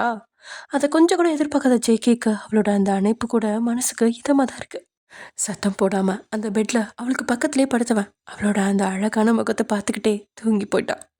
ஏனோ அவனுக்கு இன்னைக்கு ஆஃபீஸில் நடந்தது எல்லாத்தையுமே நினச்சி அவ்வளோ கோவமாக தான் இருந்துச்சு. ஆனால் அவளோட அருகாமை அவனுக்கு நிம்மதியான தூக்கத்தை தான் கொடுக்குது. இப்படியா நேரம் கிடக்க காலையில் 6:30 மணியை தொடுது. அதில் முதல்ல கண் விழிச்சு ஜேகே கண்களை கசக்கனபடியே எழுந்து பார்க்க அவனோட நெஞ்ச மஞ்சமாக்கி கட்டி அணைச்சபடியே மோன தூங்கிட்டு இருக்கா. அதில் அவனையே அறியாமல் ஒரு மெல்லிய புன்னகை அவனோட இதெல்லாம் ஒட்டிக்க அந்த ஏசி குளிரில் லேசாக சவந்திருந்த அவளோட மூக்கில் மென்மையாக ஒரு முத்தத்தை வச்சவன் good morning my dear Mona அப்படின்னு சொல்ல அவளோட முத்தத்தோட ஈரத்தில் தூக்கம் கலைஞ்சு கண் விழிச்சு பார்க்க அவளோட முகத்துக்கு ரொம்பவே பக்கத்தில் ஜேகே முகத்தை பார்த்ததும் அதில் வேகமாக அவனை விட்டு விலக ட்ரை பண்ணுறான். அதில் அவளை தான் கை வளைவுக்குள்ள கொண்டு வந்தவன் அவளோட தாடையை நிமித்தி குட் மார்னிங் பேபி அப்படின்னு சொல்ல அவளோட அந்த நெருக்கத்தில் அவளுக்கு மூச்சே வரல. இதில் அவள் எங்கே அவனுக்கு குட் மார்னிங்லாம் சொல்கிறது? அப்படியே மிரட்சியா அவனோட முகத்தையே பார்த்துட்டு இருக்கா. அவளை மென்மையாக நெருங்கி அவளோட நெத்தியில் முத்தம் கொடுத்தவன் குட் மார்னிங் சொன்னா குட் மார்னிங் சொல்லணும் அப்படின்னு சொல்கிறான். அதில் அவள் தட்டு தடுமாறி குட் மார்னிங் அப்படின்னு அவ நீங்கள் எங்கே என்ன பண்ணுறீங்க? பார்த்தா தெரிலையா, என்னோட மோனாவை கட்டி பிடிச்சி தூங்கிட்டு இருக்கேன். உன்னை கட்டி பிடிச்சி தூங்கினா அப்பப்பா எனக்கு எப்படி தூக்கம் வருதுன்னு தெரில. அவள் அப்பையும் மிரட்சியா அவனை பார்க்க கண்களால் என்ன அப்படின்னு கேட்டவன் நான் ஒன்றும் உன்னை கட்டிப்பிடிக்கல, நான் ஜஸ்ட் உன் பக்கத்தில் வந்து படுத்திருந்தேன் அவ்வளோதான். நீ தான் ஏதோ டெடிபியர் மாதிரி என்னை கட்டி பிடிச்சிட்டு படுத்திருக்க. அவளோட மனசும் இவரை பார்த்தா கரடி குத்தி மாதிரி அவ்வளோ கட்டுக்கடன்னு திலகாத்திரமா இருக்காரு. ஆனால் கொஞ்சம் கூட மனசாட்சியே இல்லாமல் டெடிபியர் கூட இவரை கம்பேர் பண்ணி பேசுறாரு அப்படின்னு அவளோட மனசு கவுண்டவுன் கொடுக்க அவனை பார்த்து அசட வளைஞ்சு சிரிச்சவன் சாரி அப்படின்னு சொன்னபடி நகர்றான். அதெல்லாம் நீ ஒன்றும் சாரி சொல்ல தேவையில்லை. நாளிலேருந்து என் கூட தான் நீ தூங்க போற. இன்னைக்கு ஒரு ட்ரையல் பார்த்த மாதிரி நினச்சிக்கலாம் அப்படின்னு சொல்ல என்ன நாளிலேருந்தா அப்படின்னு ஷாக் ஆகி கேட்குறான். அதில் அவளோட மூக்கை பிடிச்சு ஆட்டினவன் சாரி தப்பாக சொல்லிட்டேன். இன்னைக்கு நைட்லேருந்து என் கூட தான் நீ தூங்க போகிற. ஓகேவா செல்லக்குட்டி? அப்புறம் சீக்கிரமாக காலேஜ் போகிறதுக்கு ரெடியாகும் அப்படின்னு சொல்லி அங்கேருந்து எழுந்து வெளியே போயிட்டான். ஐயோ இவர் என்ன எனக்கு ரூம் கொடுத்தாரு, இப்போ என் ரூமில் வந்து படுத்திருக்காரு. கேட்டால் நான் தான் அவரை கட்டிப்பிடிச்சி படுத்திருக்கேன்னு சொல்கிறாரு. கடவுளே என்னதான் நடக்குது இங்கே அப்படின்னு நினச்சவ டேபிள் மேலே இருந்து அவளோட அம்மாவோட ஃபோட்டோவை பார்த்து அம்மா நீ இதெல்லாம் பார்த்துட்டு தான் இருக்கியா, என்னை இங்கேருந்து காப்பாற்றிலாம் கூட்டிகிட்டு போக மாட்டியா அப்படின்னு கேட்குறான். தென் அப்படியே பழமி முடிச்சுட்டு குளிக்கிறதுக்கு உள்ளே போனவ அடுத்த 1/4 மணி நேரத்தில் வெளியில் வந்து பார்த்தா அவளோட பெட்டில் ஒரு டிஷர்ட்டும் ஜீன்ஸும் எடுத்து வச்சிருக்கு. அந்த டிஷர்ட் கையில் ஏதோ ஒரு சின்ன க்ராப் டாப் மாதிரி இருக்கா. அதை எடுத்து கையில் பார்த்தவ அட கடவுளே இந்த கண்ட்ரவிய பொருட்டை நான் காலேஜ் போகணும் அப்படின்னு நினச்சிட்டு ரூமை சுற்றி பார்க்குறா. அப்போ அவளோட ரூமில் இருந்த இன்டர்காம் ரிங் ஆக ஃபோன் எடுத்து பேச ஆப்போசிட்டில் ஜேகே தான். உனக்கு ட்ரெஸ் எடுத்து வச்சுருக்கேன், அதோட பக்கத்தில் ஒரு பிளேசர் இருக்கும், அதை எடுத்து மேலே போட்டுக்கோ அப்படின்னு சொன்னவன் நீ இப்போ வந்து ஜேகேவோட மோனா, அதனால் நான் ஆசைப்படுற மாதிரி தான் நீ கிளம்பி வெளியே போகணும். சீக்கிரம் கிளம்பு, பிரகாஷ் உனக்காக வெயிட் பண்ணிட்டு இருக்கான் அப்படின்னு சொல்லிட்டு காலை கட் பண்ணிட்டான். இவர் வேற அப்படின்னு நினச்சவ அங்கேருந்த பெட்டுக்கு ஆப்போசிட்டில் பார்க்க அதில் ஒரு டெனிம் வெஸ்டர்ன் பிளேசர் ஒன்று இருக்குது. அதை கையில் எடுத்து பார்த்தவ அப்பாடா மேலே இது போட்டால் பிரச்சனை இல்லை அப்படின்னு நினச்சிட்டு அடுத்த நொடியே அவன் எடுத்து வச்ச ட்ரெஸ்ஸுக்கு மாறியிருந்தா. அங்கேருந்த ஒரு டெனிம் ஷூவை காலில் போட்டவ முகத்துக்கு எந்த ஒரு மேக்கப் இல்லாமல் லேசாக கண்ணுக்கு மட்டும் மை வச்சவ தலைமுடியை தூக்கி போனிடெயில் போட்டபடியே வெளியே வரா. அந்த சிம்பிளான மேக்கப்பில் கூட அவள் அவ்வளோ அழகாக இருக்கா. ஜேகே அவளையே வச்சுக்கணும் வாங்காமல் பார்த்துட்ருக்கான். அப்போது பிரகாஷ் டே பசிக்குதுடா சீக்கிரம் சாப்பிடவா அப்படின்னு ஜேகேவை கூப்பிடா. ஜேகே மோனாவையும் கூட்டிகிட்டு போய் சாப்பிட்டு முடிச்சவங்க நீ பிரகாஷ் கூட கிளம்பி போய் அட்மிஷன் வேலை எல்லாத்தையும் பாரு, சீக்கிரமாக வேலை முடிஞ்சா பிரகாஷ் கூட நீ வீட்டுக்கு வந்துடு, நான் வர லேட் ஆகும் அப்படின்னு சொன்னவன் மோனா கிட்ட மொபைலை வாங்கி தன்னுடைய நம்பரை சேவ் பண்ணி கொடுத்தவன் உனக்கு காலேஜில் என்ன ப்ராப்ளமாக இருந்தாலும் அடுத்த நிமிஷம் என்னோட நம்பருக்கு கால் பண்ண. இது எல்லாத்துக்கும் மேலே நீ அக்ரிமெண்ட் பேப்பரில் என்னென்ன சைன் பண்ணியிருக்க அப்படிங்கிறது நினைவில் இருக்கட்டும். உன்னோட வேலை காலேஜுக்கு போகிறது படிக்கிறது திரும்ப வீட்டுக்கு வர்றது மட்டும்தான் இருக்கணும் அப்படின்னு சொல்கிறான். அவளும் அவனோட கண்களை ஊடுருவி பார்த்தபடியே நான் எப்பவுமே வாக்கு தவற மாட்டேன் அப்படின்னு சொன்னவ பிரகாஷை பார்த்து கிளம்பலாமா அப்படின்னு கேட்க அடுத்த செகண்டே அவளும் பிரகாஷும் அங்கேருந்து கிளம்பியிருக்கா. ஜேகே ஹாலில் உட்காந்து ஃபோனில் பேசிட்டு இருக்கான். அப்போது ஜேகேக்கு கால் பண்ண சுமன், பாஸ் இப்போதான் ஒரு நியூஸ் கிடச்சிருக்கு, இந்த டெண்டர் கிடைக்கிறது ரொம்ப கஷ்டம்னு நினைக்கிறேன் சார் அப்படின்னு சொல்ல, என்னது டெண்டர் நமக்கு கிடைக்காதா? இந்த டெண்டர் ஜேகேக்கு தான், அதை எந்த சூழ்நிலையும் நான் யாருக்கும் விட்டு கொடுக்குறதா இல்லை பாஸ், அது என்விஎம் கம்பெனிலேருந்து நரசிம்மவர்மன் சார் இந்த டெண்டருக்கு வரதா பேசிக்கிறாங்க. நரசிம்மவர்மாவா? என்ன சொல்கிற சுமன்? நரசிம்மவர்மா டெண்டர் எடுக்க போகிறாரா? இது ஏன் முன்னாடியே யாருக்கும் தெரியல? அவர் இந்த டெண்டர் எடுக்கிறதா இருந்தா நம்ம இந்த டெண்டர் அப்ளிகேஷன் போட்டிருக்கவே தேவையில்லையே. நம்மளோட கம்பெனி இந்தியாவில் தான் நம்பர் 1, உலக அளவில் டாப் 10ல் தான் இருக்குது. ஆனால் நரசிம்மவர்மா சார் கம்பெனி அப்படி இல்லை. அவர் உலகத்திலேயே 3வது இருக்கிற பிஸ்னஸ் மேன். ஆனால் அவர் இதுவரையில் இந்தியாவில் எந்த ஒரு திட்டத்தையும் எடுத்து செஞ்சதா நான் கேள்விப்பட்டதில்லையே.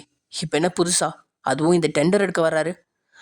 தெரியல சார், இது இத்தனை வருஷத்தில் இந்திய அரசாங்கத்திலேருந்து வர்ற மிகப்பெரிய டெண்டர். இதோட தொகை 1000 கோடிக்கு கிட்ட வரும். அதனால தான் அவர் இந்த விஷயத்தில் இன்ட்ரெஸ்ட் காட்டுறாரோ என்னவோ. சரி பரவாயில்ல, எது எப்படியோ நம்ம டெண்டர் அப்ளிகேஷன் போட்டிருக்கோம், அதனால் போய் பார்க்கலாம். கண்டிப்பாக நம்மளால் நரசிம்மவர்மா சார் கூட போட்டி போட முடியாது. அங்கே போகிறதுல அவர் சந்திக்கிறதுக்கான ஒரு வாய்ப்பு கிடைச்சா சந்தோஷம்தான் அப்படின்னு சொன்னவன் காலை கட் பண்ணிவிட்டு வேகமாக மாடிப்படிகளில் ஏறி ரூமுக்கு போகிறான். நரசிம்மவர்மா இந்தியாவில் பிறந்தாலும் இப்போ லண்டனில் கொடி கட்டி பறந்துட்டு இருக்கிற தமிழர். அவருக்கு பல நாடுகளில் பல வகையான பிஸ்னஸ்கள் இருந்தாலும் தான் பிறந்த நாட்டில் இது வரைக்கும் எந்த ஒரு பிஸ்னஸையும் செய்யாமல் தான் இருந்தார். அதுக்கான காரணம் பலர் கேட்டும் அவர் வழியில் சொன்னது கிடையாது. சில பர்சனல் ரீசன்களுக்காக எனக்கு இந்தியாவில் பிஸ்னஸ் செய்ய விருப்பம் இல்லை அப்படின்னு ஒத்த வார்த்தையில் பதில் சொல்லிடுவார்.